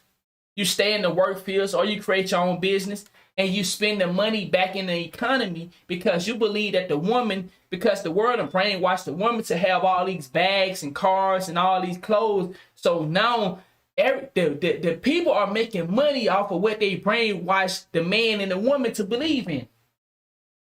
This shit is deep. It's all about the money. It's all about the money. So in reality, the woman don't give a fuck about the resources. The man don't really want to be working these long hours, but his mind tell him that, hey, she ain't gonna love me if I don't buy this house, if I don't buy these cars, if I don't buy her these bags, if I don't buy her these Beyonce tickets. In reality, that's what the world did. But once you beat all that bullshit that the world brainwash you with, man, that woman don't give a fuck about none of that. I'm just being honest. So, you dudes trying to sue females because they not seeing you like that. You should sue yourself. She should sue you for trying to press her to be in a relationship. She should counter sue him. She should counter sue him because this is stalker material. There's no way you can sue me because I don't want to be in a relationship with you. You niggas are dangerous. And I'm just being honest. Ladies, if you're dealing with any man that comes to you with his resources instead of himself, I would run from him. I would run. If I was a female, I would run from any dude that showcased themselves as what they have and not who they are. I would like, nah, nigga, you crazy. Hell nah, nigga, you crazy. But let's get back to the story. What he should also maybe do is sort of reframe the situation in his mind. Maybe the friend zone isn't a bad thing. Because there's people in my life who have gotten past the friend zone with me, who probably, possibly consider it to be the biggest mistake they've made in their entire lives. Right? Okay, for me. If only we had stayed in the friend zone. Yeah, exactly. They're out of the friend zone. You're in the war zone now, baby. Okay? He's like, I felt depression. Yeah, I might have rejected people and they might have felt depression. But what they might not realize is if I hadn't rejected them, now they're dealing with my depression. That is a She got lot a point. worse. That's She got a point, big though. kettle of fish. She got a point. And she making a lot of sense right now. A lot of you dudes are trying your best to get out of the friend zone with this woman that been keeping you in the friend zone for years. My nigga, it might be a reason God haven't allowed that woman to be your woman. Because I can tell you, well, I ain't never tried to date, but I can tell you stories about what I've heard. Dudes been trying their best to get with this woman for years and years and years, and finally he get with her, and she take him for his money. They put him on child support, take the kids from him, even commit suicide in some cases. So I'm just saying, bro, if a woman got you in the friend zone, and she know, you looked her in her eye, and you tell her, hey, I want to move past this right here. You know, I want to take this to the next level. And she said, I know you've been, but I just don't see you like that right now. You know, maybe a little more time. And you still like, well, I'm going to buy you this gift. I'm going to take you here. You the sucker. She shouldn't have to pay nothing because the woman that told you for 6 months to years, I'm not ready to go there with you. Ain't no fucking way you going to sit here and say, well, I'm going to sue your motherfucking ass because I've been trying to be your man. Man, bro, he should lose his case and she should counter sue him. Ain't nobody, and you can't force nobody to be with you, bro. You can't force nobody to be with you. Absolutely. I mean, I'm a passionate person. I have a lot of feelings. And if you're dating me, if you're with me, or if you're my husband, those feelings are our feelings now. And that is a lot. I tell Maybe she didn't want to adulterate his feelings with her feelings. Yeah, it's Maybe not she always was better. protecting him from her feelings. But it's very interesting because in Singapore, they are a little bit more misogynistic. A lot of times the law and culture don't necessarily fall in women's favor. So, she and don't get it confused. We don't give a fuck about what these fuckers saying for us when they talking about the misogynistic and stuff like that. All that Jesse, that's more brainwashing talk. What I wanted you to get from this, and we're gonna move forward because they started talking about all that dumb shit that the media try to portray and the misogynistic and man and woman and all that. Man, fuck all that dumb shit. I just want you to get the whole message of you should never get to a point where you want to sue somebody because they doesn't see you as more. You can't force nobody to do that. You can't. There is somebody out here for everybody. But the common thing that the world keep making you look, you keep looking past who you are. And if you look at who you are, then you know what you're able to acquire.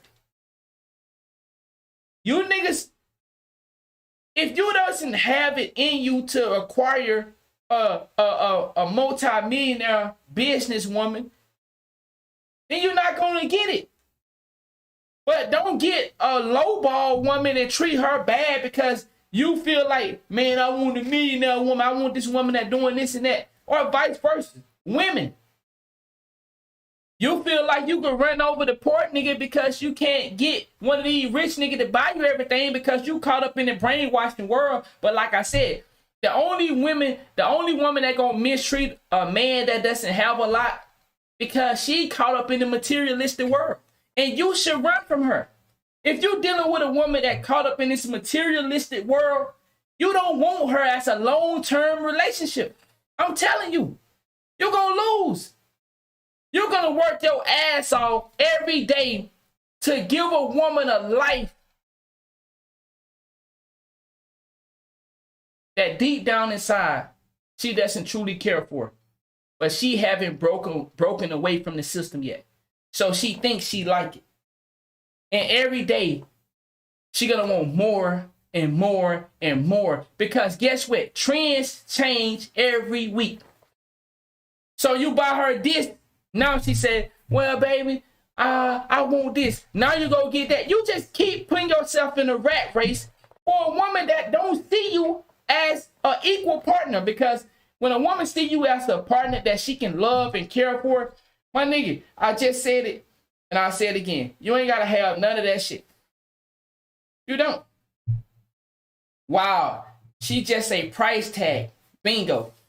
Waiting for the next higher bidder. And let me tell you, you got a lot of women out here like that. You got a lot of women out here that are living that type of lifestyle. Because they still caught up in this. I don't like the word matrix no more because I feel like some people have ruined it. Because it really is a matrix out here. But some of these niggas done fake this matrix shit. They really not, so I don't like using the word no more. But let me just say it. Some of these people still are in the matrix. You know what I'm saying? Some of these people are still in the matrix and they don't want to get out of it.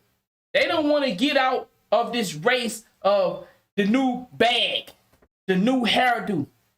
You know, I told my lady, she said, I want to go get my nail done and I'm going to go get my toes done. I said, hey, okay.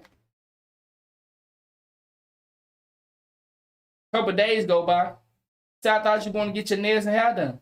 Nails and toes done. She said, well, we ain't going nowhere right now. I mean, I ain't no need to spend my money going to get that done. I be so proud when she say stuff like that. Because you can go spend money for that stuff. You can spend money, get your hair did. But what's wrong with your natural hair? My lady got beautiful hair. Natural. Right now, she got it done. She been having that hairdo for maybe two weeks now. One of them hairdos you can keep in for a while, the plaits and stuff. And I'm just like, when you can learn to look at yourself and feel like you a sexy motherfucker, that's when you win because you save so much money on the back end. You save so much money when you can look at your hair and be proud of the hair you have. But see, it's so, I don't want to go deeper again. But man, for the black women, they done fucked them up so bad, man. They don't even like their own hair. The average black woman don't like her hair. And man, the black women are so fucked up. The average black woman want some hair in her head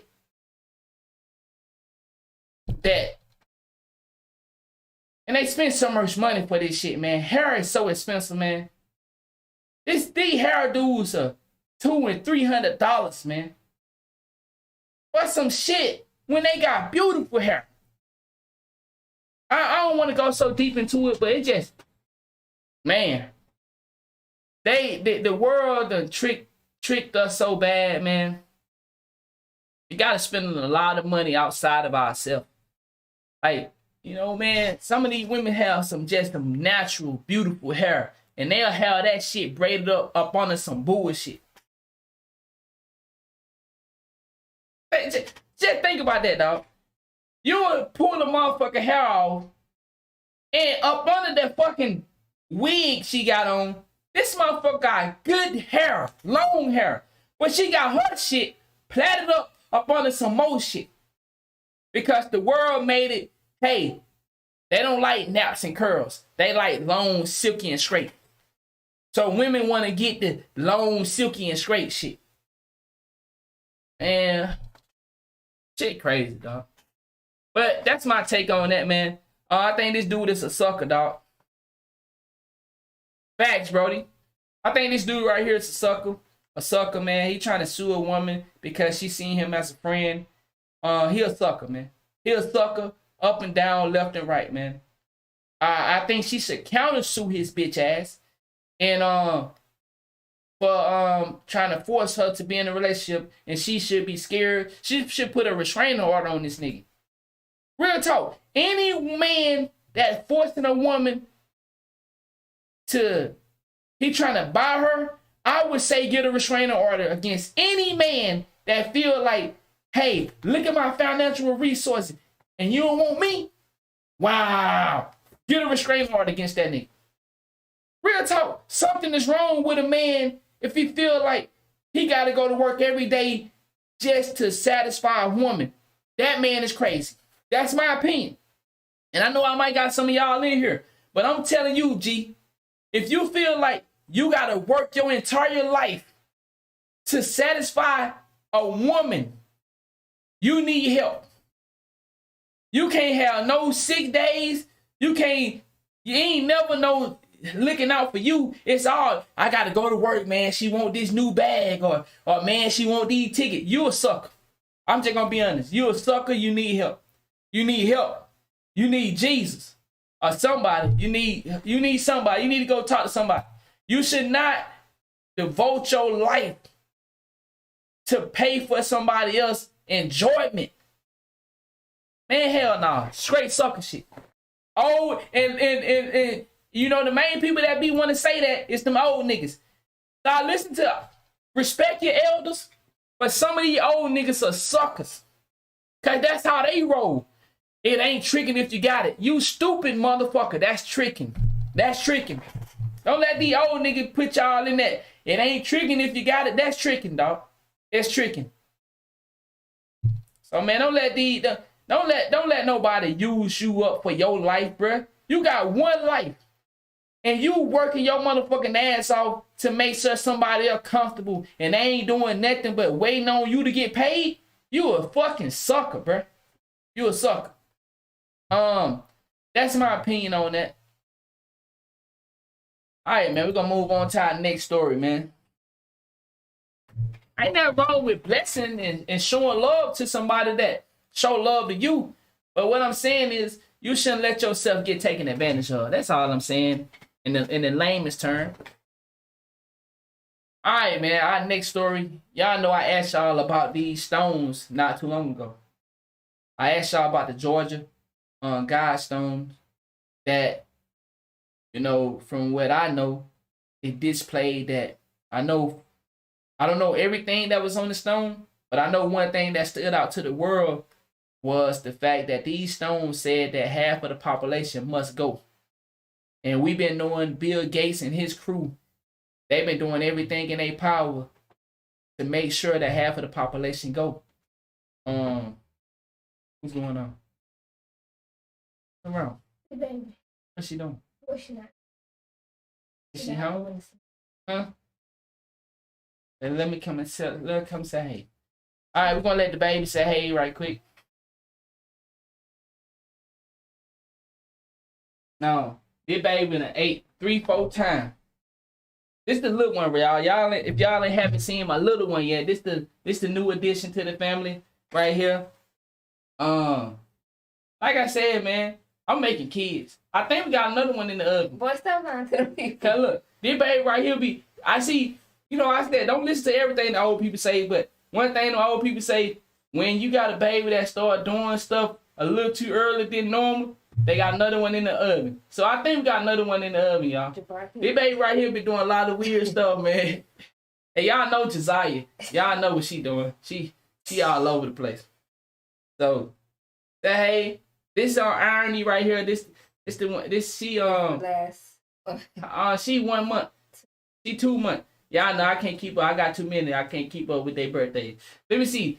My oldest one birthday is September 18th. My other one birthday is October 9th. Then the third one birthday is December 4th. I got that right?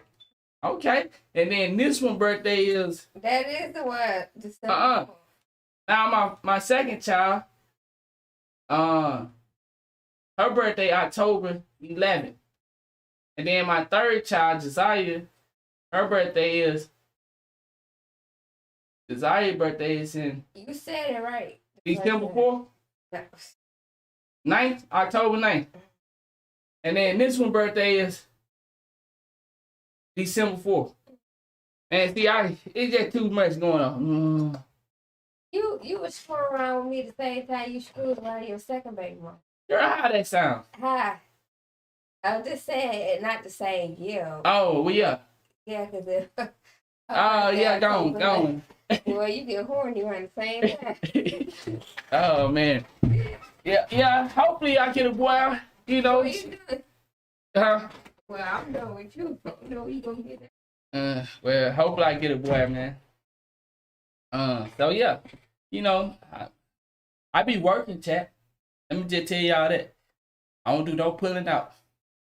I don't know, man. I feel like I ain't gonna lie, I don't see how them people do it, man. That's a lot of them young kids back to back to back, man. You know, like I'm gonna be honest. That one reason why I calmed down on the man I used to be. Every day, you know, I make mistakes. You know, I have made mistakes in my relationship that I have now. But I don't want to do nothing to where she had to raise these kids on her own. I'm just gonna be honest, man. To my guys out here, man. You know, I ain't no capping nigga. You know, I just keep it 100. Man, if you got kids, man, let's help out. And I say that because I'm in the house. Now, I don't do as much as she do, but I do try to help, you know, and man, it's a lot. So if you got kids, man, let's help out, man.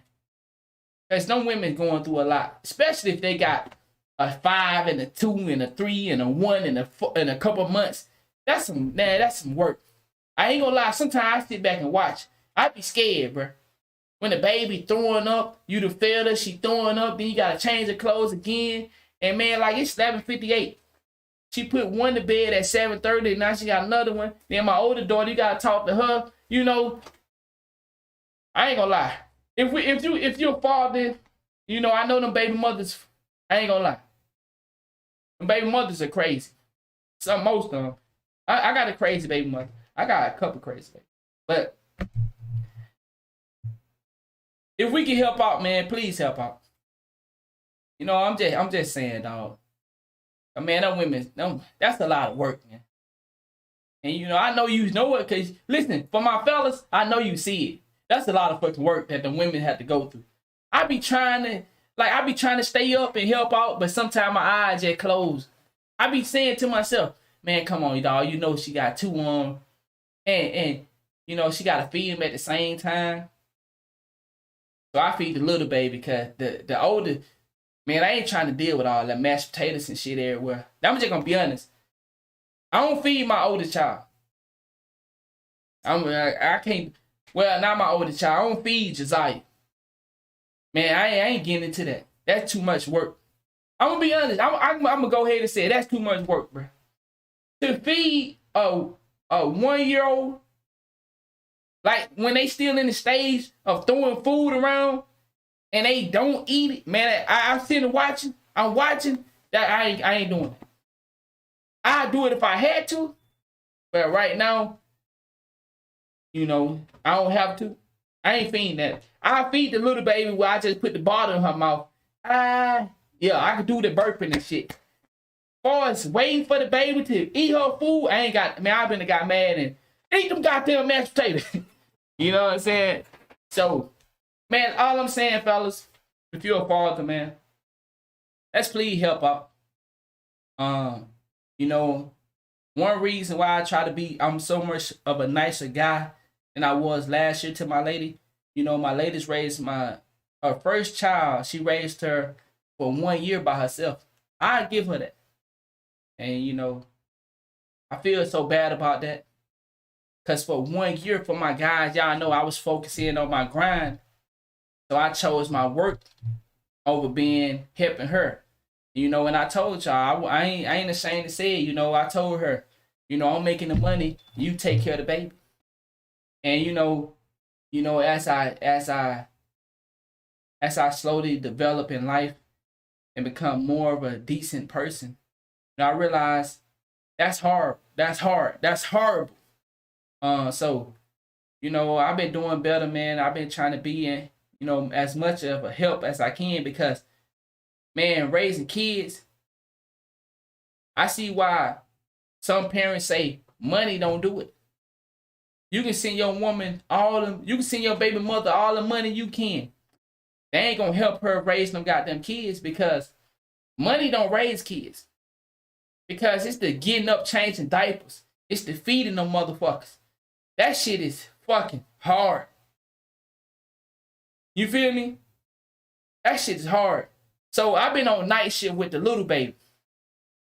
Because when, you know, my lady, she been having both on me in the daytime because I be, you know, doing shit, you know, messing around with the little business and stuff. And so my lady, I be trying to get the little baby for her at night. And man, you got to get up every 2 hours. You can't sleep long. You might have to get up every hour because the baby might switch up the time of wanting to be hungry. The motherfucker might, then the baby might say, okay, tonight I'm gonna sleep for 3 hours. But you used to the baby waking up every 2 hours, so you trying to stay up. You trying to wake up at 2 hours, but then the baby still asleep. So now you like, okay, well, I'll go back to sleep.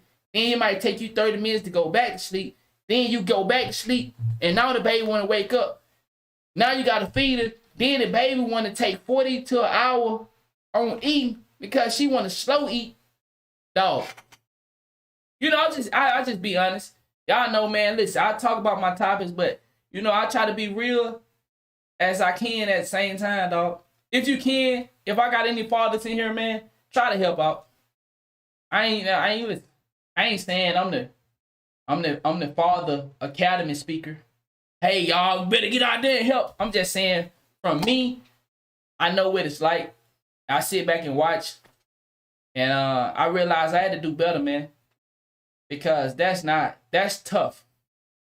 And you know, that would drive a woman crazy. That would make her suck your dick poorly. That would make her want to fuck you less. Because how can she want to fuck you, dog, if she gotta fucking make a bottle, wash the bottle out? So, you know, it's a lot of work taking care of them babies, man. I'm just saying, fellas, if you can help out, please help out. But let's get back to the story, man. All right.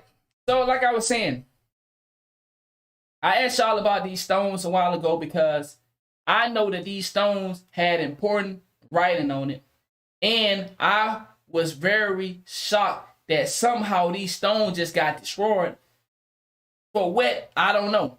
And nobody can answer the question for me. And I ran across this video the other day. I didn't watch it. You know, I was saving it for y'all. We can watch it together.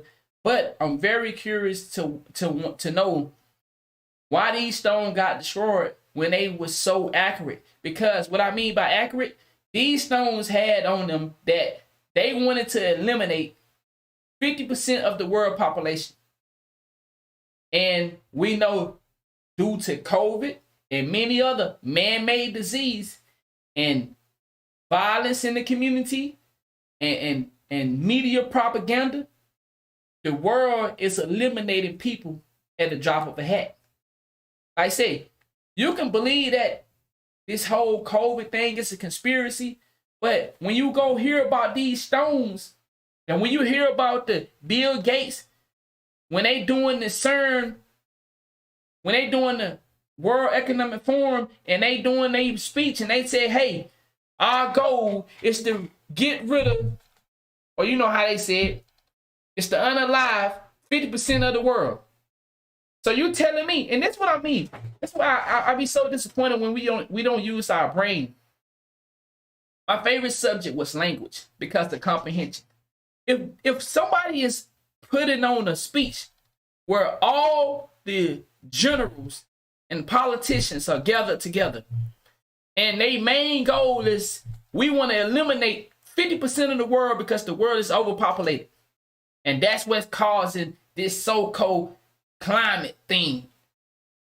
So you're telling me the most powerful people in the world get together in one room and discuss the lives of humanity. And you got stones like the Georgia Guidestone have it written on them. And these stones are old as fuck. And it says that 50% of the world population will be destroyed. And we're seeing that. We're seeing people dropping dead every day, whether it's from violence, whether it's from accidents, whether it's from man-made disease or what. But we're seeing people dropping dead. And that don't ring a bell? Man, listen. My favorite subject was language. Comprehension skill is my shit. I can comprehend when a motherfucker trying to play me just off a little bit of word play. You feel me? I just don't understand how we don't hear that, and it don't. We seeing it and we still choose to ignore it. But I know I talk enough. Let's play the video. On July 6, 2022, a bomb detonated on a 5-acre plot of farmland in Elberton, Georgia. The explosion destroyed a large monument that stood on the property for over 40 years. Known as the Georgia Guidestones, it was 4 monolithic slabs of granite weighing over 230,000 pounds that contained a set of rules for a more peaceful and orderly society. The identity of the builder was a mystery for 40 years, but today I'll tell you who he was. But why did he want to keep his identity a secret? Probably for the same reason the Georgia Guidestones were destroyed. Because, according to the Guidestones, the way to a perfect society is through a one-world government, genetic and racial purity, and massive global depopulation. In other words... You see what I'm saying? So when you hear that, and then you see what's going on in the world, that don't ring a bell to you? And come on. Words, a new world order. That's all I'm saying. It's to make you say, In June 1979, a well-dressed man using the pseudonym Robert C. Christian approached Joe Fenley, president of Elberton Granite Finishing Company. R.C. Christian wanted to build a monument to rival the magnitude and awe of Stonehenge. R.C. Christian had recently visited Stonehenge and was impressed, though he felt it was missing something, a message. But what kind of message? The reason R.C. Christian used that name is that he was a Christian. There's no more famous Christian message than the 10 Commandments. And religious or not, the 10 Commandments have rules that all of us should follow. Don't lie, don't steal, don't hurt anybody.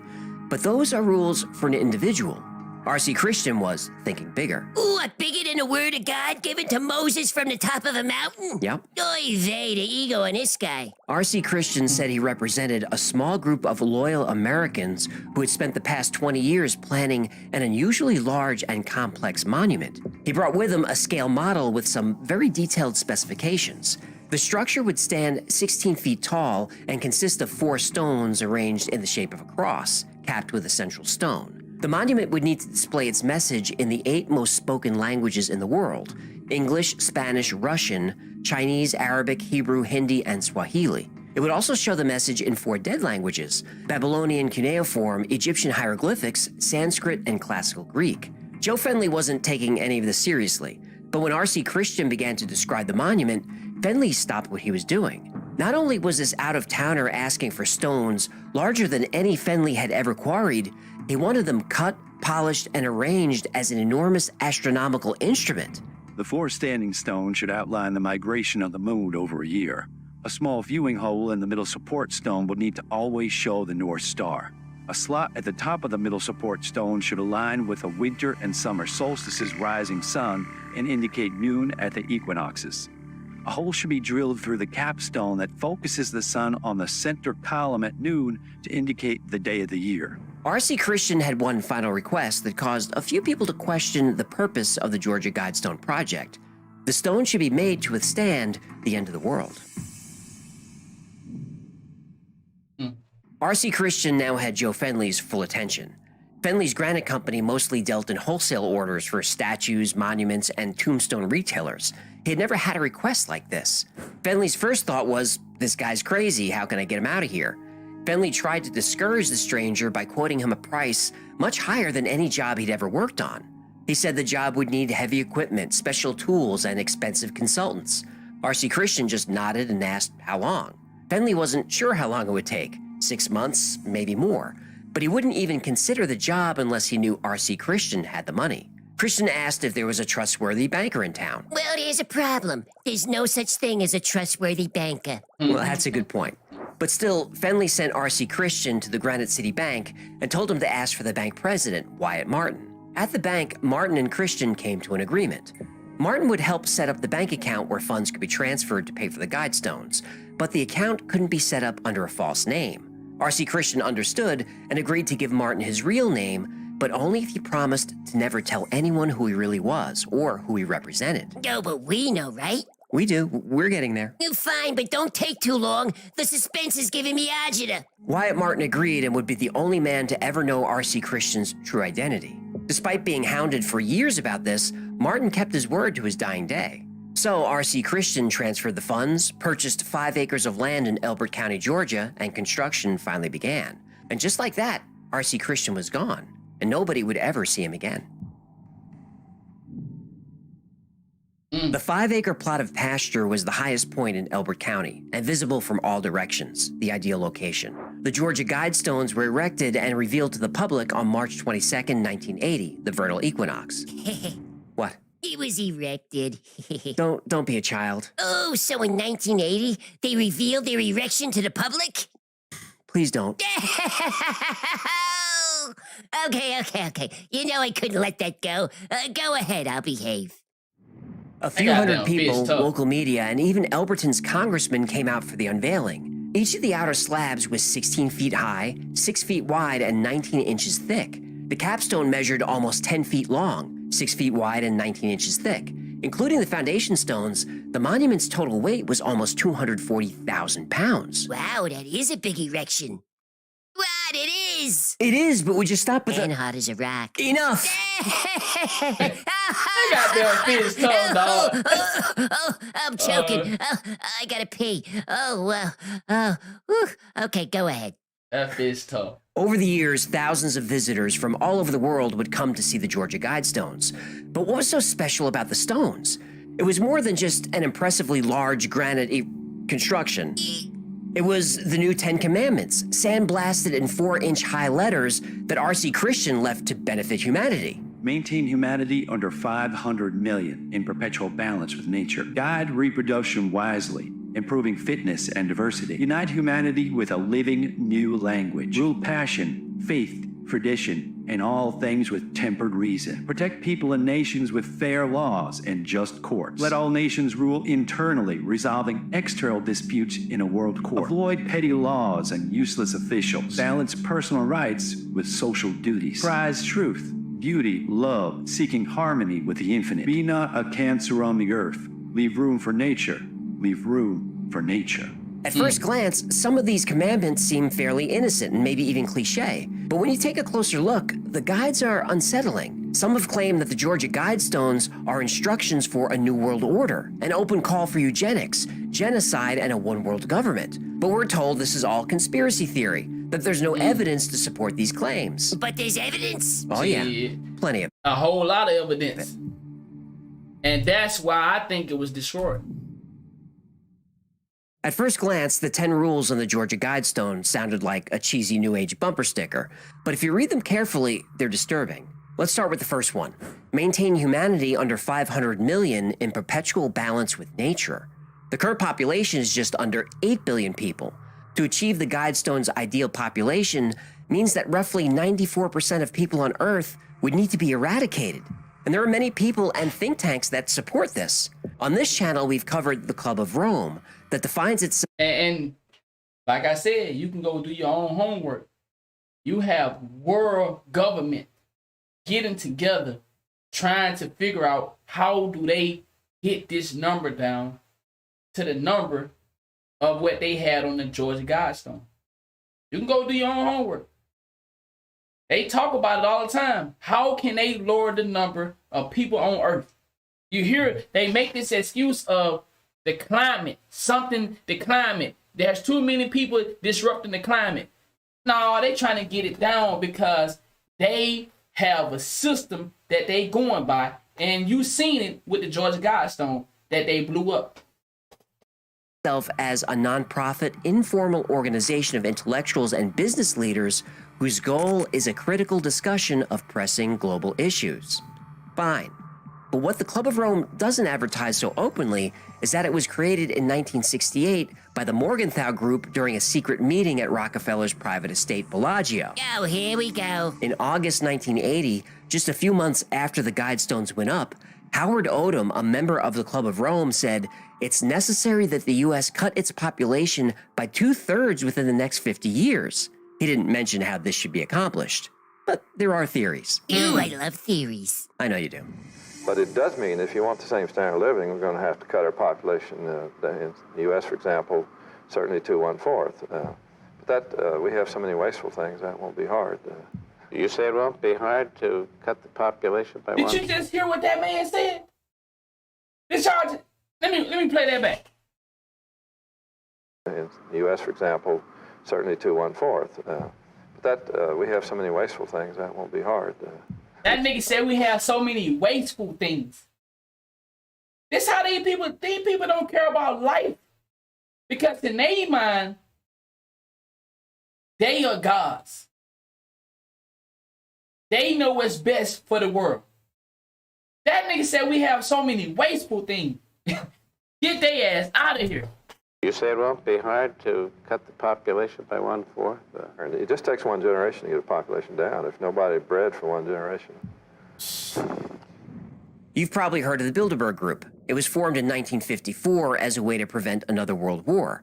That's what they say publicly. So why are Bilderberg meetings so secret? Secrecy has created all kinds of conspiracy theories. I love theories. I know you do. One of these is that the Bilderberg Group believes that the current population growth is not sustainable. Allegedly, one way the Bilderberg Group would try to reduce human population is by causing pandemics. Oh, no. The theory also says the Bilderberg Group will keep their true plan secret by consolidating all media to a handful of mega companies, and then use governments to work with these media companies on censoring any ideas that go against the group's wishes. Now, you hear what he just said? Now think about what's going on. What has been exposed recently? That the government has been working with people like Twitter, Facebook, Instagram, but we all know this. But you have a group of people that believe that this is not true. So that's why it was exposed recently. Everything is coming out, y'all. Everything is coming out. I don't know what it is about this new age, but I don't know if it's just people that younger people are, searching so hard for information and they got older people feeling guilty about certain things because, it's most of the older people that know all this shit. But if you remember, y'all seen the movie 2012 when they found out that the world was coming to an end in 2009. But they didn't start telling people until 2012. So 3 years in advance, they knew that the world was about to come to an end. And everybody that tried to blow the mission, they end up killing. And if you remember on the movie 2012, he said, hey, what you expect? We can let the information get out there because people would go crazy and create all type of chaos, wars, the stock market drop, all this stuff. They worried about all that bullshit. So it just goes to show you that people are, I think more people are exposing what's going on and they can't keep killing them at a rapid rate. That's just my opinion. Because I believe people will fight. I believe they will have a real issue on their hand if they was to continually unalive people at a rapid rate, especially ones that are heavy hitter exposing truth. Like little people like me, we go out and search for information. We don't do breaking news because I don't know breaking news. I go out and hustle and try to learn things. So, but the ones that doing breaking news truth, those people are the danger to them. But people like me go regurgitate what we learn and we try to share the information like what we doing now. You know what I'm saying? But you have people out there that are breaking news now. They getting killed, but I don't think they can take all of the way that they would like. So they just fight them in the media by shadow banning them, by, you know, what Twitter was doing when it came to the election. Shit like that. And don't say it's not real because it already been exposed. Ooh, that's not a theory, that's true. Well, of course it's true. Just look at Twitter. That's facts. You actually got people that really believe in the government. You're right about that. Both Trump and Biden aggressively pressured Twitter into censoring any information that went against their agenda. Wow, I was just speaking on that and it came up in the video. So let me play that back. I was just speaking on that, how the election, how they suppress information. Ooh, that's not a theory, that's true. Well, of course it's true. Just look at Twitter. Both Trump and Biden aggressively pressured Twitter into censoring any information that went against their agendas. Facts. But whether the Bilderberg Group is behind this or not is unknown. Yeah, unknown only if you're a sheep. And guess who writes the foreign policy for the Bilderberg Group? The Club of Rome? The Club of Rome. Now, it's been alleged that the Club of Rome supports massive depopulation using any means necessary. But didn't we fight World War II over these ideas? Well, funny you should mention that. The founder of the Bilderberg Group was Prince Bernhard. At the beginning of World War II, he was a Nazi SS officer. Of course he was. Now, to be fair, after Germany conquered France, Prince Bernhard switched sides and fought for the Allies. Oh, so that makes him okay? Hey, I'm just giving both sides of his story. But many people say that all of this is nothing but conspiracy theory, that the Georgia Guidestones don't want to reduce the current population, but instead are instructions for how to rebuild society after a cataclysmic world event. Okay, let's say that's true. How should the remaining survivors maintain control of the population? And who decides? The second Guidestone rule addresses this. Guide reproduction wisely, improving fitness and diversity. R.C. Christian wrote a book entitled Common Sense Renewed, which he sent to each member of Congress in 1986. Among a myriad of statements, Christian wrote, "It is vitally important that each national government have a considered..." There you go, big dog. That's what I'm saying. I like when people use their brain. I'm just gonna, you said it. Population policy. The need is urgent and should take precedence over other problems, even those of national defense. Okay, so he wants the government in charge. So what kind of people should the government allow to have children? Responsible parenting will consider both genetic and environmental factors. We must seek to produce healthy children and then to mold their characters and to develop their potentials as socially worthwhile adults who will in turn carry the process indefinitely into the future.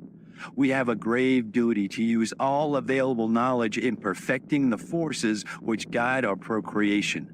It is within our power to leave behind us a new generation of humanity, slightly superior to our own in intellectual, physical, and social capabilities. Yeesh, this sounds a lot like China. So if that's the case, why do they focus so much on creating AI and making the world perfect for AIs, but not making the world perfect for us to learn and do better? See, it's full of bullshit. Because if you wanted to make the world better, why don't we have better teaching? Why do we have multi-billion dollars, but we still have poverty? See, it's a whole, you can't make me believe the opposite of what I can see and hear in the world. You got to come to me with some real shit. You say you want the world better, but yet we got multi-billionaires and we still got people sleeping on the streets. Come on, dog. Get the bullshit out of here, man. Oh, yeah. He's a fan of punishing people who want big families. A few generations of single-child families will make possible dramatic improvements. Irresponsible childbearing must be discouraged by legal and social pressures. Allowing only worthy people to reproduce to create a generation of genetically superior children? Wow. That's called eugenics. Oh, so that's frowned upon, eh? It is. And I don't know if y'all big on eugenics, but that's been a topic for the last 3 years, heavy. It's what the Nazis did, or tried to do. It's also a war crime, but maybe not a crime at all in the New World Order. The Rockefeller that helped create the Club of Rome is the same guy who founded the Population Council in 1954. The Population Council supported, and still supports, research in birth control and early birth termination, specifically in those people with undesirable genetics. How do we know? Rockefeller said so. Modern civilization had reduced the aberration of natural selection by saving more weak lives and enabling them to reproduce, resulting in a downward trend in genetic quality. Wow. An organization needed to be created that would be devoted to the reduction of fertility of weaker individuals with undesirable genetics. So, you know who you talking about? People like this. Men that want to sue women because they saw them as friends instead of being in a relationship.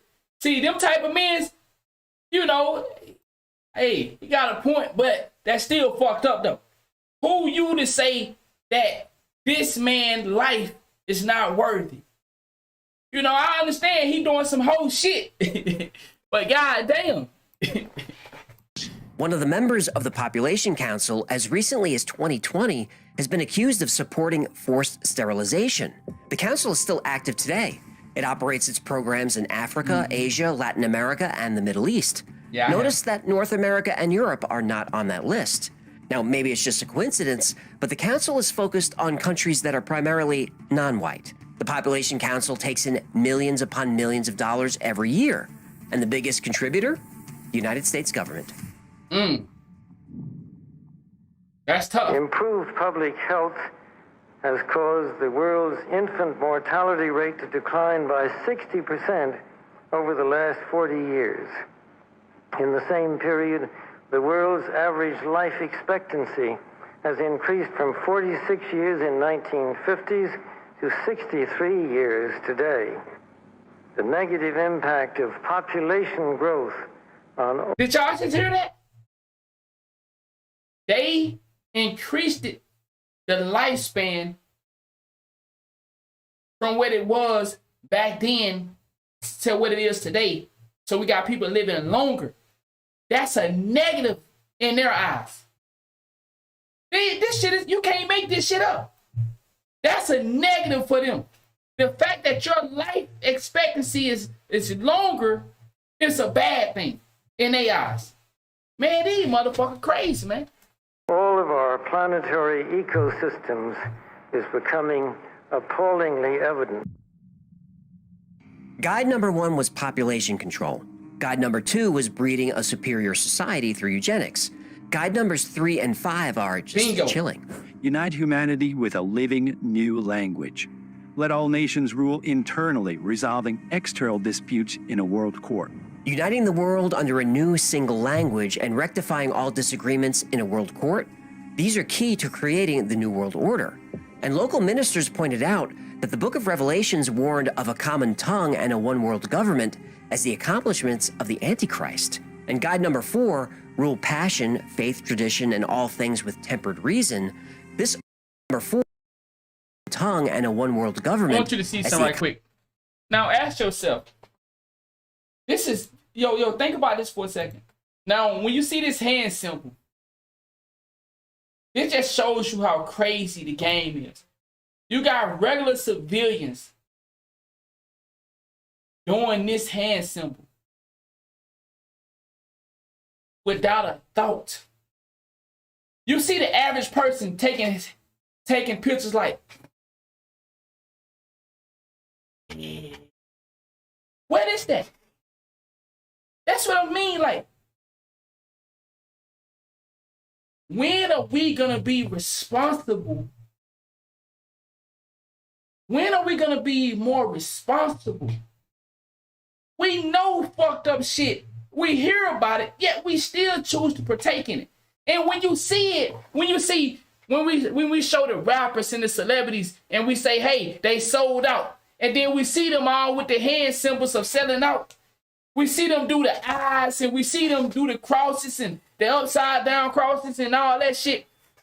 At some point, you have to say to yourself, God damn, whose side are they playing on? But these same people get to have all our support. Man, you gotta be shitting me. You gotta be shitting me. You talking to me about a rapper that out here fornicating with devil worship. Man, fuck that, nigga.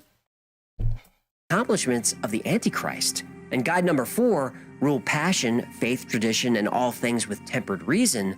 This also upset Christians who believe in faith above all. After all, it's the first commandment. God said, "You shall have no other gods before me." God wasn't down with tempered reason. These seemingly anti-faith messages made the Georgia Guidestones a location for alleged satanic worship, witchcraft, and pagan rituals. Elberton locals have reported seeing lights near the Guidestones. They've heard chanting. They found melted candles on the capstone. Now, no humans were sacrificed there, but I can't say the same for a few chickens who had a less than amazing visit to the Georgia Guidestones. Now, other theories suggest that the stones were built on native Hopi lands, and that the Hopi have a prophecy regarding the ushering in of a new world. Other theories say that the stones are set on ley lines along with other icons, like the Great Pyramids. And we always have to understand how important ley lines are. Please, please understand. There is power in this world. Real power. Please understand that. Great Wall of China and Stonehenge. And that's not even mentioning the proposed connections to the Order of the Rosy Cross, the Rosicrucians, who deserve their own episode. But the biggest mystery of all was, who funded this project?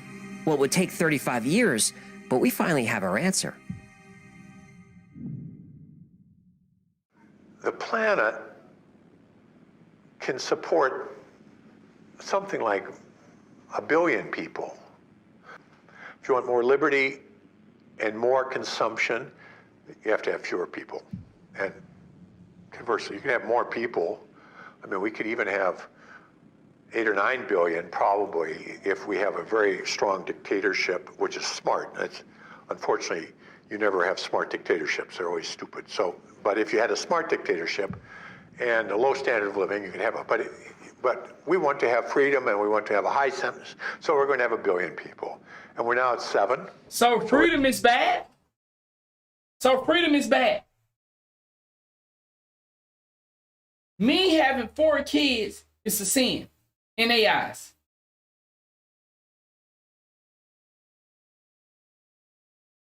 Well, why don't y'all stop making all these fucking factories that producing chemicals? We doing something wrong and y'all not. That's crazy. The civilians in the world are dangerous, but the government is not. Get the fuck out of here, man. We have to get back down. I hope that this can be slow, relatively slow, and that it can be done in a way which is relatively equal, so that people share the experience and you don't have a few rich, trying to force everybody else to deal with it. So those are my hopes. I mean, these are pretty... Full of baloney. Full of baloney.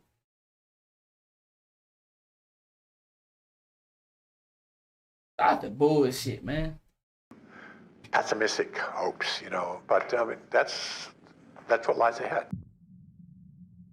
Over the years, internet detectives have had many theories about the true identity of R.C. Christian. Businessman and founder of CNN, Ted Turner, was a leading candidate. He had the money, his foundation was created to protect the environment, and he specifically said that the greatest threat to civilization is overpopulation. But Ted Turner can't be R.C. Christian. Why not? Because Ted Turner is still alive. Oh, this Christian guy's dead? Yep. Wyatt Martin, the bank owner who knew Christian's true identity, kept Christian's identity a secret. Christian and Martin exchanged letters at least twice a year until Christian's death.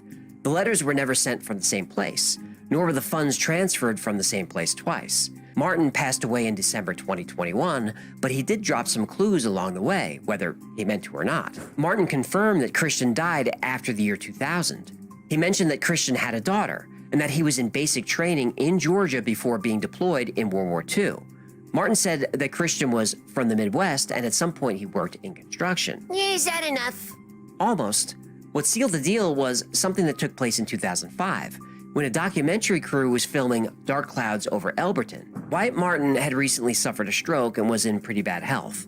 The film crew pressured him to show them the letters that he received from R.C. Christian over the years. Martin was reluctant, but eventually agreed, though he was careful to hide his postmarks on the envelopes when he was showing them to the camera. But the cameraman was able to grab a close-up shot of an envelope in the box, which had a return address. Kind of a dick move to take advantage of the old timer, huh? I agree, but even though we may not like the way we came about this information, it doesn't change the fact that we have it.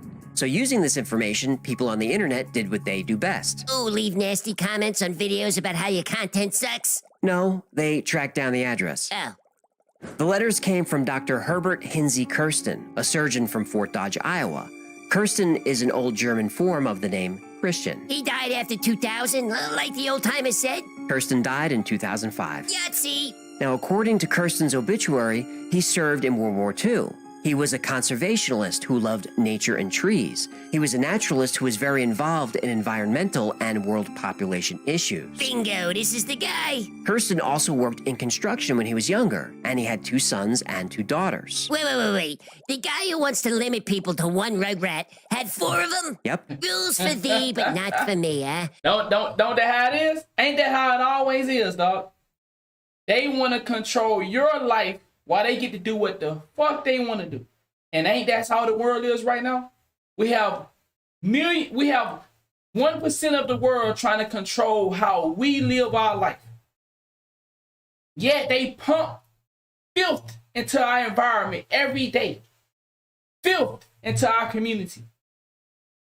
And then they go off and ride the white horse and looks at us, the massive, as the dumb, idiot, stupid people of the world.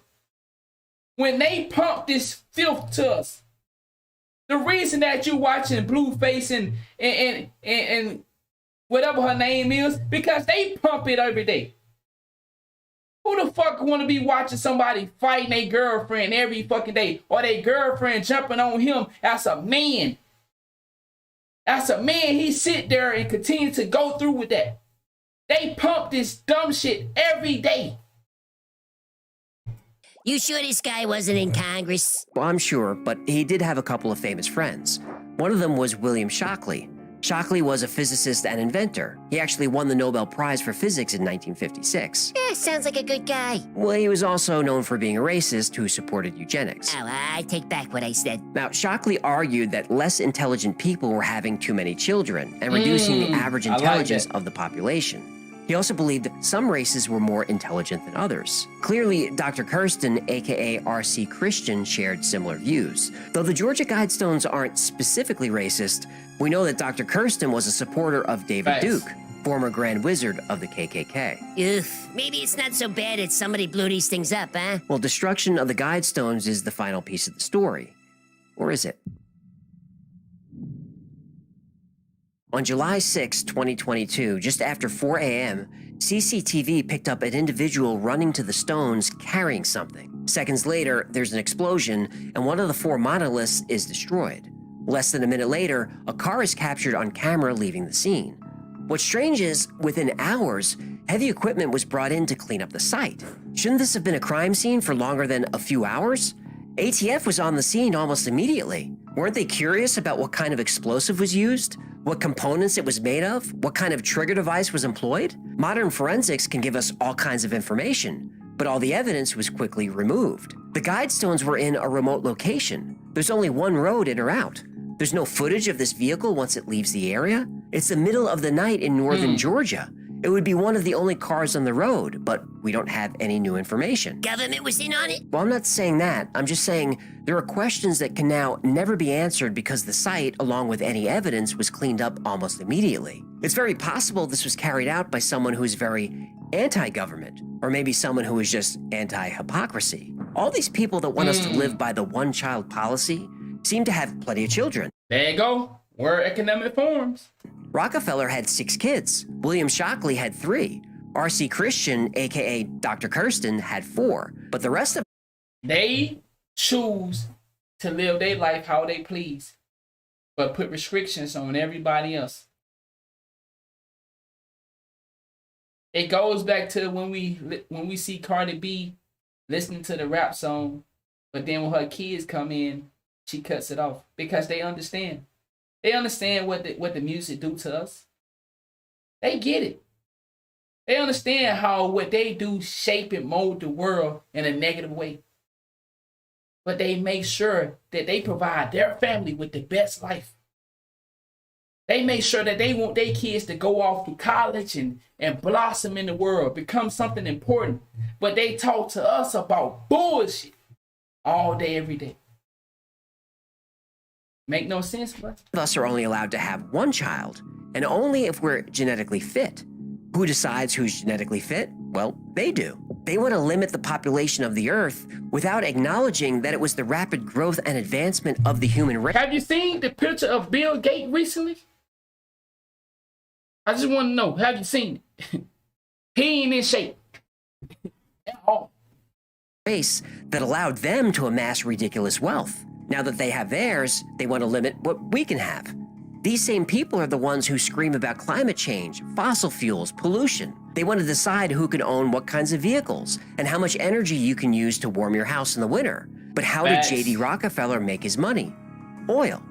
Aurelio Pache, who founded the Club of Rome, he made his fortune working for Fiat, a huge company that makes cars, trains, planes, tractors, and military equipment. When they were making their families rich and powerful, the climate wasn't as big a concern, but now it is. All the problems facing our planet can be solved like they've always been solved, through our collective innovation and cooperation. All of us. But the elites don't want cooperation. They want control. Bingo. They don't see any problem with this. They have superior genetics. They don't believe we're intelligent enough to make these decisions for ourselves, so they'll make those decisions for us. It's very possible, and maybe even likely, that whoever destroyed the Georgia Guidestones was aware of this hypocrisy. Now look, I don't condone the destruction of property. I know why some monuments and statues are offensive to some people, but those people don't have the right to just decide on their own to tear them down. People should vote on what statues go up and what monuments come down. Anything else is vandalism and vigilantism. I don't like the fact that someone took the law into their own hands and destroyed the Georgia Guidestones.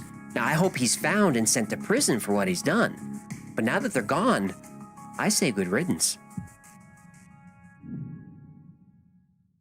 Thank you so much for hanging out with us today. My name is AJ. Yo, great video, man. Great video. I enjoyed that one, dog. Yeah, bro. Great video, man. Great video. And like I said, man, there is so much truth out here, but they do their best to cover it up, to remove it. And like I said, a lot of people are starting to wake up. A lot of people are starting to pay attention to what's going on in the world. Like this whole thing with China and this balloon. We're gonna talk about that tomorrow. All that shit is bullshit. You telling me an $800 billion or $1 million defense team allowed a fucking balloon to get into their airspace? Not one balloon, but two balloons? We'll talk about that tomorrow. Get the fuck out of here. Get the fuck out of here, dog. Who the fuck you playing with? See what I'm saying? You can get silly people to believe shit like that. You ain't gonna get a nigga to believe that we have an $8 million defense around the United States. But somehow two balloons get it? Get all right. Tell that to somebody else, man. Tell that to somebody else. Facts. Facts. That's why Daily News offered that dude all that fucking money. Because all these people don't do nothing but they buy people out. That's all they do, man. And, you know, most people have a price. You feel me? Most people have a price. And they'll sell you out to be rich and famous on this earth. That's just the truth. All right, man. Let's move on to our next one. Shout out to my boy Trey OG Reacts, man. Let's get it. Dirty facts about history that school probably did not teach you, man. Once again, man, I hope y'all having an amazing night rocking with me, man. For real, for real. We up late tonight. Facts about history that they probably didn't even teach you in school. I'm pretty sure they didn't teach you in school, man. Smash that like button, subscribe to my channel. Let's get into this video, man. Good vibes only. This is Miriam Makeba. She was banned from South Africa for 30 years, once married to a Black Panther member, and she's Africa's first superstar. She was banned from South Africa for speaking up against apartheid, so she chose to settle in the US, where she gained an American audience that propelled her to fame. She would sing in multiple languages, and she was so popular she was the first African to win a Grammy. After she got married to Black Panther member Stokely Carmichael, she lost favorability with the US government, so they both moved to Guinea in West Africa. She continued to sing and pioneer for civil rights right up until her death, and now she is lovingly remembered by her nickname, Mama Africa. This is Sabari and Gemma. Follow me if you want to learn more about African politics and pop culture. Hey, do you know this song? As long as you're an ally, you live in peace. Well, of course you do. Everyone does. But did you know that that song was actually originally written and recorded by a South African artist? Yup, that wasn't the original version, nor is this one or this one. This is the original, and although it's now arguably one of the most famous tunes in the world, and for over 8 decades paid a lot of people a lot of money, its composer Solomon Linda actually died penniless and his family so poor that they couldn't afford a tombstone for his grave. So, let's talk about it. Solomon Linda and his group The Evening Birds released Mbube in 1939. It was actually mostly improvised by Solomon during a recording session, and the song Mbube, or Zulu for the lion, was inspired by the group's childhood experiences when they chased away lions that stalked the family cattle. The song became an instant hit in South Africa, and not long after, Solomon agreed to sell the rights of his song to a South African recording company for 10 shillings, less than $2. I know, it's practically nothing, but remember, this was 1939 in British ruled South Africa, and he was a black man. No one got royalties and copyright was unknown. So, when Solomon got the $2 and a job at his boss's packing plant, he thought he'd come out of the deal okay, but that was just the beginning of a big injustice. Gaio, the guy who Solomon had sold to, sent a copy of the song to Decca Records, and from there, Peter Seeger got a hold of it. Mishearing the original lyrics, he changed the title to Wimbowe, recorded it with the Weavers in 1952, and brought it to the top of the charts. The song would go on to be reinterpreted by dozens of American artists without Solomon receiving a dime or credit. In a 2000 Rolling Stone article, South African journalist Ryan Malan wrote about Solomon's story and estimated that his song had earned $50 million for its use in The Lion King alone. And yet, Solomon's family lived in a house with no ceilings. The publicity that the article generated prompted a lawsuit between Solomon's estate and Disney, and in 2004, with the full backing of the South African government, Solomon's descendants sued the Walt Disney Company for its use of his song in The Lion King. In February 2006, Disney settled for an undisclosed sum, but Solomon's estate didn't receive substantial royalties from the song until recently. All in all, this was not a story of theft as much as it was a terrible injustice. Solomon Linda was cheated, but it does bring a smile to my heart knowing that he created one of the most recognizable songs in history. I'm sure we all have an idea of how... Hey, look. But you know what's crazy about that is most of the songs that was popping back then that came from other people was... Hey, you right. Elvis did the same thing. Stolen by, it was stolen and repurposed, and these people didn't have the money to push and do all these other things, and they just bullied them, took their music, man, made it theirs. But you know how many genres of music we even created? Facts. It's crazy, man. You right about that?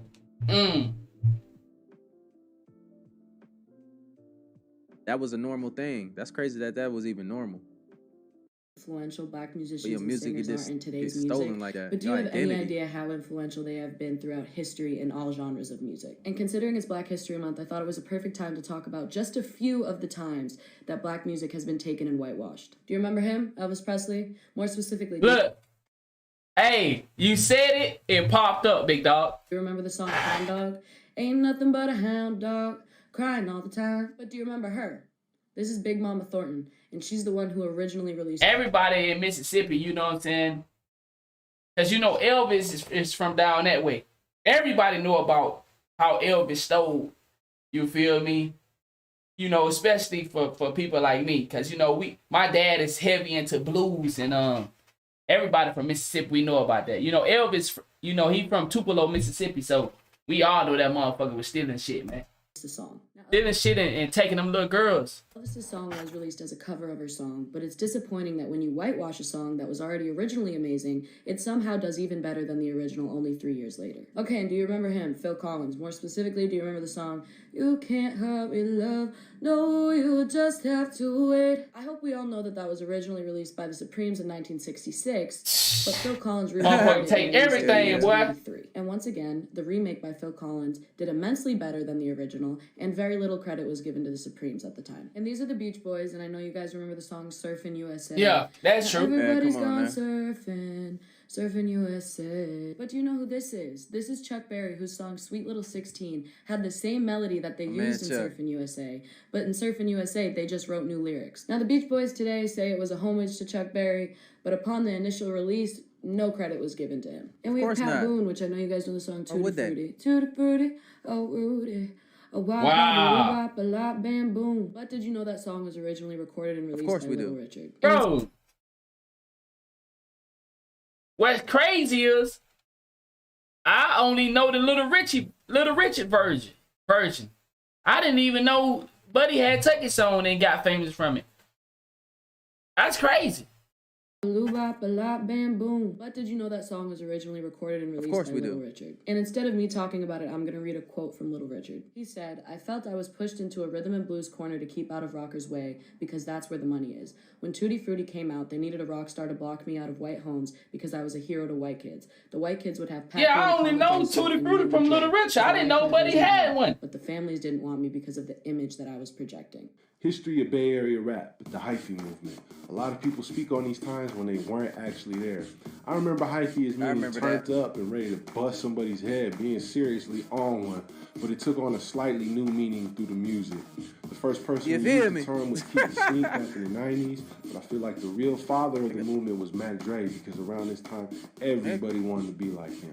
When he passed, E40 did a great job of picking up the torch. He put a spotlight on our culture, would tell me when to go, and he took it to a new level. I'm gonna be honest though, I don't know nothing about this movement. Any of y'all? Anybody know anything about the hyphy movement? Like Mr. Fab, the Federation, the Frontline. I'm from Mississippi, so producers like I don't think that was down here in the South like that, was it? Million, rest in peace. That might be a up north thing. The Bay was really united around this time, and we took it to a mainstream level, even being on MTV. But after a while, it got kind of played out and repetitive. There were a million songs called Go Dumb, and it just kind of faded a bit. But it inspired a new generation of artists like HBK, and it's still a big part of our culture. So hip-hop made its way to Africa through France, where there was a DJ Sydney who always used to play hip-hop on his radio show. And this radio show later evolved into a TV show called Hip Hop, which was the first national TV show about hip-hop, and also the first French TV show to be hosted by a black man. In case you're wondering what France has to do with this, remember, almost half of all African countries are French speaking. So when these Africans heard that there was an African hosting a French television show, they were so excited. And then the African migrants in France started dubbing these radio and TV shows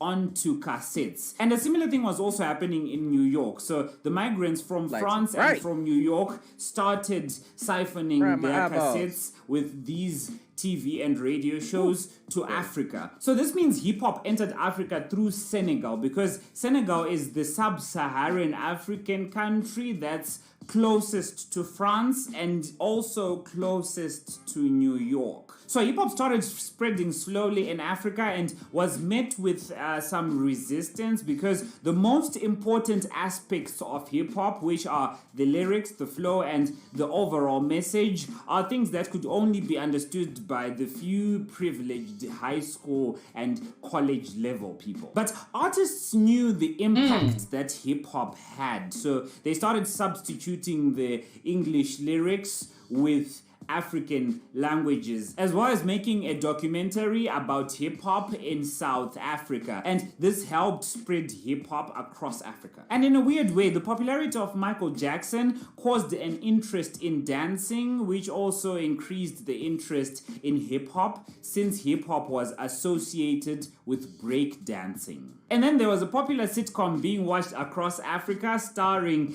a hip-hop star called The Fresh Prince, and this helped normalize and also keep spreading hip-hop across Africa. And then around the mid-90s, hip-hop started being recognized in African music awards, and channels like MTV and Channel O also helped push hip-hop into Africa. And then the popularity of hip-hop started growing even more when it started getting into the youth, and the NGOs recognized this and started creating shows for raga and hip-hop to draw brought the youth to messages of HIV and other important information. In an interview, an artist from Senegal said hip-hop was born in Africa, grown in America, and it came all the way back to Africa like a boomerang. And this is what he meant. A long time ago in Africa, writing was not as widespread as it is now. But the Africans understood the importance of education. That's why we've got a lot of riddles, folk tales, and learning games. But you can only go so far with this method of learning. So for other complex ideas, we had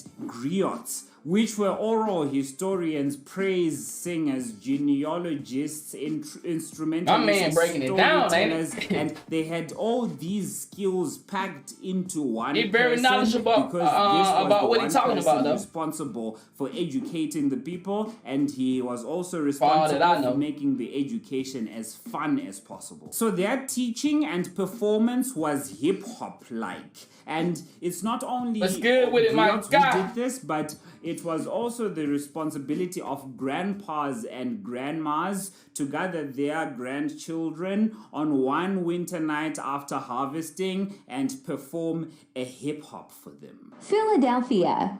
Wow, hip-hop history in the 1980s. I'm not even gonna lie though. That's deep. Like Granddaddy had to perform, nigga. Like what? That's lit though. That's actually a different way to think about things. So, but that shows you, man, how powerful hip hop really is. The United States, really, man, if you look at it, it's funded by hip hop. Everything runs on the back of hip hop culture, man. The urban culture, man. Damn, boy. That's a bar. That's a bar. And I'm gonna go so far and say the good and the bad is funded by hip hop. The good and the bad. Because what do we know about the hip hop labels? They are very invested into private prisons. And what we know is created from hip hop. A lot of motherfuckers that going to jail. So yeah, it's producing a lot of money, but it's also producing a lot of negative energy out in the world. I agree. The world runs off of that. It's a particular energy that can't be replicated, man. Nowhere else. Everybody get paid. Everybody get paid from black people. Black people start spending money, the world stop. That's my opinion. Not that quality. You like when they was trying to figure out, get the pure stuff from overseas, the booger sugar and stuff like that. Y'all know what I'm talking about? They try to get that pure stuff. They had to go overseas. We at the source of that though. Right here. That's true. You feel me? And it's always changing. We've heard how music was back in the the 80s, the 90s, the 2000s. Music is different from what it was 5 years ago. That's true. It's completely different. That's true. But it's powerful, man, with these messages. And I think that everybody's voice is important no matter what type of music they make, It's important for somebody to hear, right? But look, let's get back into this, though. Man of words has made the talk of the sidewalk into an art form all his own. Well, me, myself, I don't write them. There's different people that write their raps throughout the city, state, world, whatever. I, myself, I just make them up out of my head as I go along. It might be the streets, it might be war or something like that. As far as a message rap, this is one like automatic, push button, remote control, synthetic, genetics, command your soul, trucks, tanks, laser beams, guns, blasts, submarines, neutron, B-bomb, A-bomb, gas. All that stuff will kill you fast. Yeah. As far as making up one, Can we get more rappers like that? Nah. Because you making sense. You making sense and you teaching us and you making us aware of what's going on around us. So they don't want rappers like that. That's why they got rid of that. You see it say 1980. I can do one like say about this building. Now we got niggas that excited about, man, I see quotes, motherfucker talking about how much lean they drinking a week. Like, nigga, that's something. Nigga, what the fuck we care about that for? Nigga talking about, I spend $4,000 a week on lean. Oh yeah, I spend this much money on weed. Man, nigga, we don't give a fuck about that. Teach us something. But do we expect them to teach us anything? Because they got rid of the conscious rappers and brought in a nigga that just gonna talk some shit to you.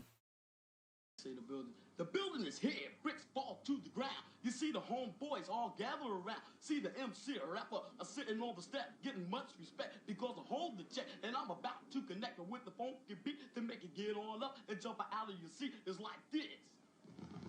That nigga versatile as fuck, ain't it? Hey, look, I ain't want to rap like that. I ain't gonna lie to you. That nigga versatile, dog. Parry P and Grandmaster Tone.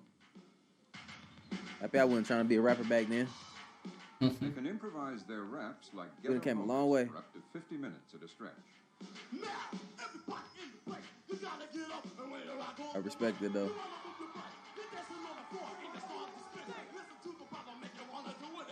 See, that rap right there had meaning. They had meaning back then. They had messages. They had coordination with the people. The rap of today doesn't have any coordination. Only coordination that the rap of today has is negativity. There's nothing positive coming out the mainstream media from rap. Nothing positive. I take that back. This lit.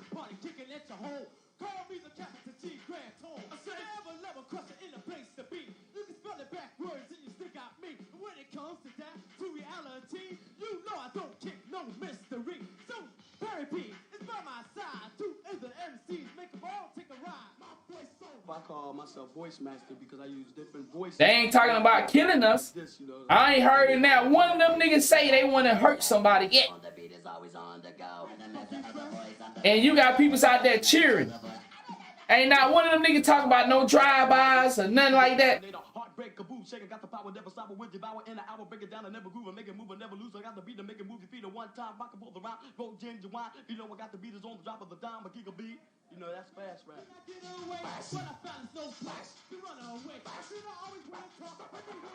The poet of all America, Walt Whitman, once wrote that English was not an abstract construction of dictionary makers, but a language that had its basis broad and low, close to the ground. A sharp reminder that the vigor and zest of our language comes from the English of every man, white and black.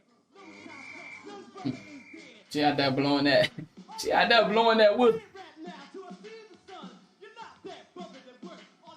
His life should have already been a movie. Hey, look. They made the movie, and some of you. Hey, that's crazy though. Look, that's so dope, man. We were able to go back and actually witness that and see that. Imagine how it would be if we can see back in like the Medic Times type shit. You know what I'm saying? Like, that'd be crazy if we had footage we can actually see. That would, check though. this out though. That would. Check this out though. You see how innocent that music was? It's always like that. You can sound hard and be kicking it and have a good time, but somewhere along the way, man, the game got manipulated for people to actually start carrying those things out, man. Bingo. Making it that type of aggressive. Bingo. With the drugs and all the guns and stuff like that, but it is what it is, though. But that's the influence. We are rapidly evolving, and man, it's crazy, right?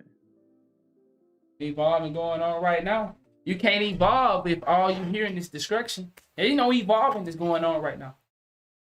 The world is so filled with a dark cloud. It's too many dark clouds. They don't bring out any sunshine. What rapper is bringing out sunshine, enjoyment of life, living? These motherfuckers all promote negativity because that's what they get paid for. And if they try to do anything otherwise, they won't be on the fucking label. Bingo. We don't own hip hop. That was the time when we did.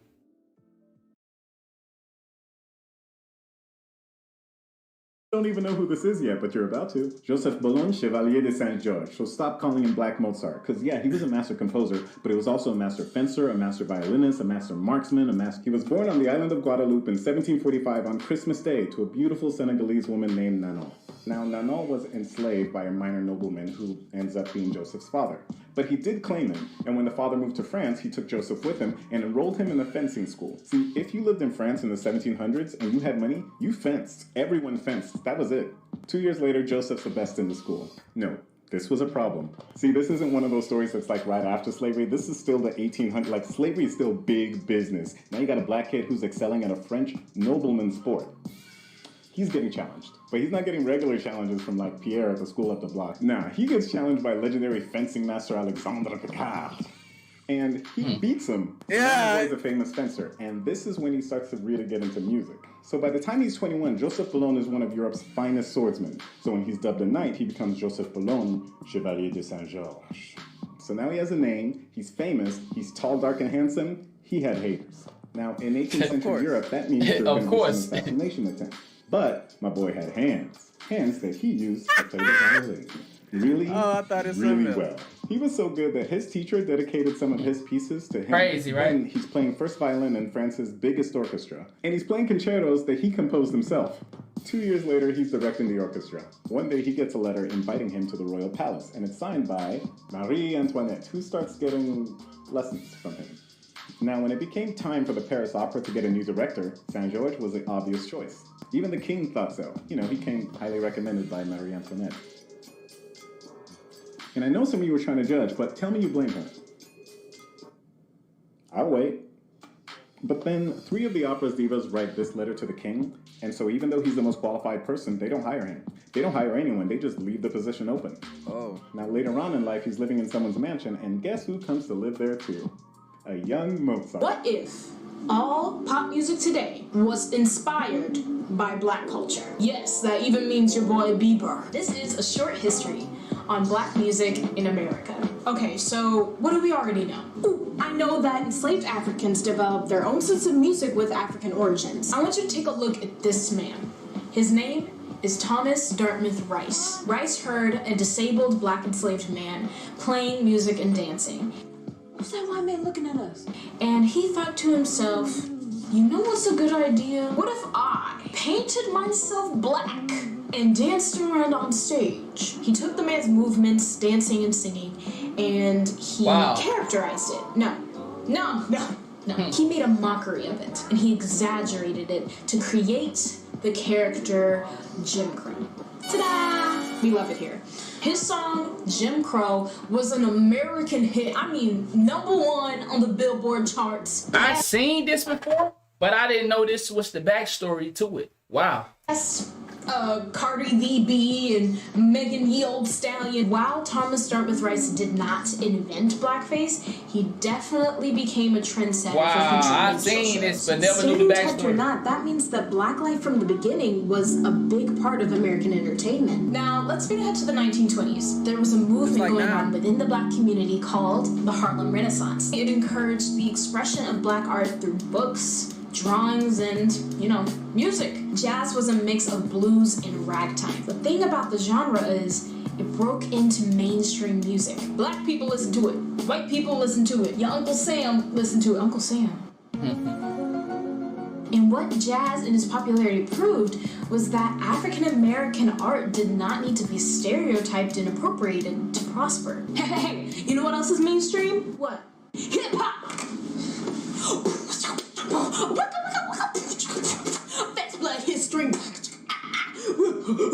Okay, let's jump to the 1980s. Hip-hop and rap started gaining immense popularity. It satisfied black audiences' presence of cultural voice and excited white suburbanites' vicarious thrills. It means that white teens like listening to black music because their parents weren't too keen on it and let them live a dangerous life through a song.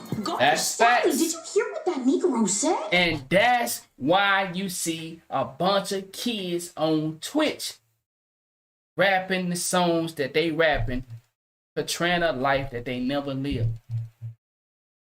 Simple as that.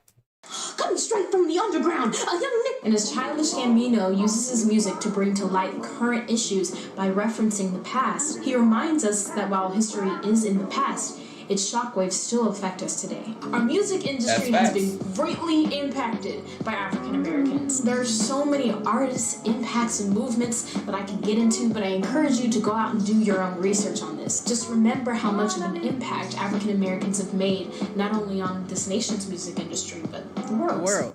No matter what type of genre of music you're talking about, the creator goes back to a black person.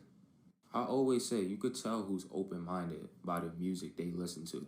Me personally, I could listen to rap, I could listen to country, I could listen to rock, I could listen to any genre of music. That's me. And I would listen to jazz. I would listen to rock.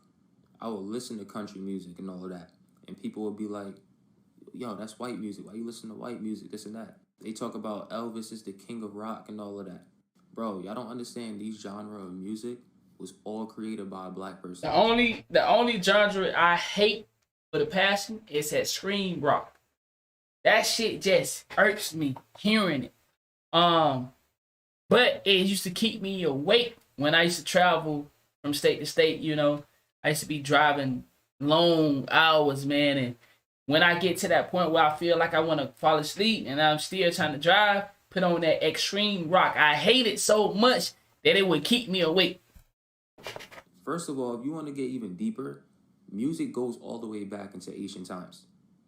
You love that screaming shit? Africa. Damn! Music started in Africa. Real shit, don't try. You fuck with it? If you look at a lot of the Egyptian hieroglyphics, you can see they were... I can rock with the country. I can't rock with that scream music shit. Music is nothing new to us. Nah, I used to paint water towers and I used to go from state to state. When you're talking about jazz... Instead of flying, I used to fly and drive, just depending on how I felt. Black people started this, bro. Hip-hop, of course we started this. And the reason why a lot of the time we start hip-hop is because every time we had our own type of music, I did a lot, man. They tried to steal it. I did a lot, copy us, so he was like, yo, we're going to do something that they can't copy.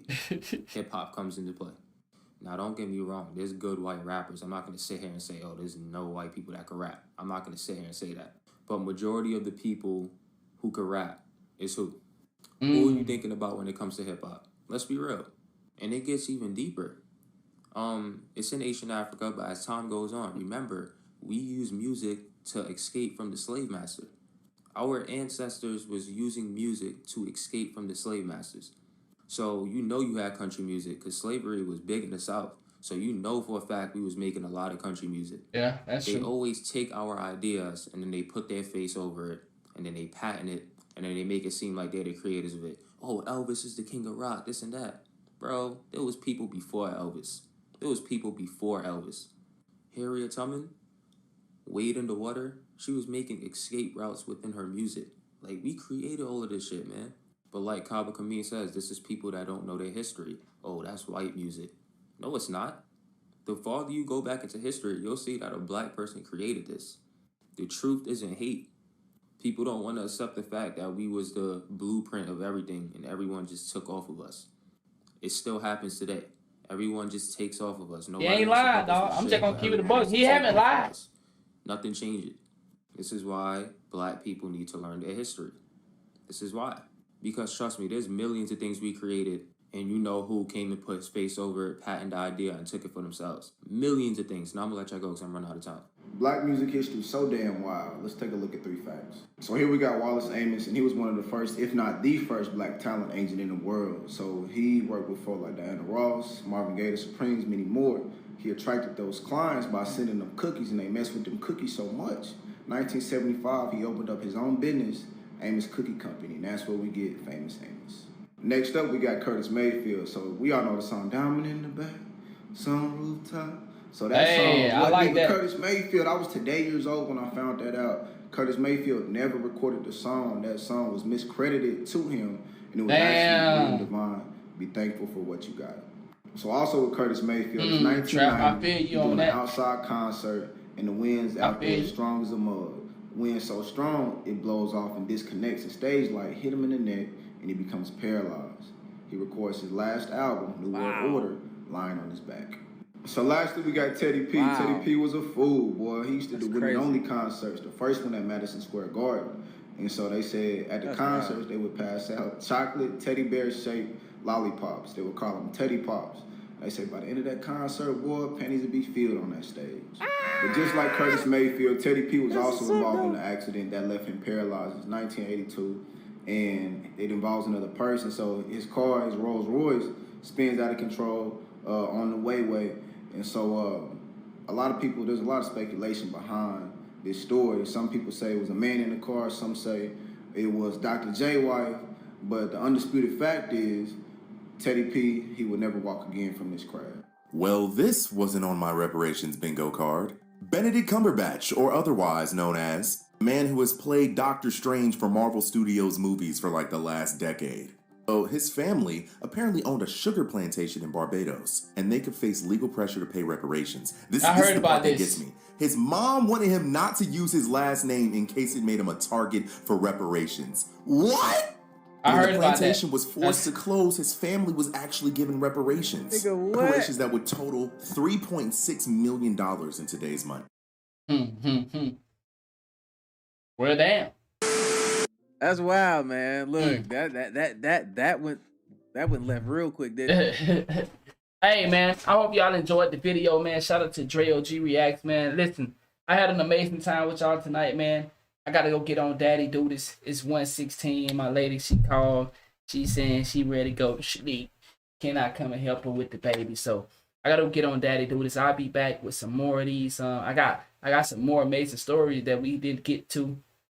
We've been going away for 3 hours. I got some more stuff for y'all tomorrow, man. Thank y'all for the support. I'll see y'all on the next one, man. Y'all have an amazing rest of y'all night, man.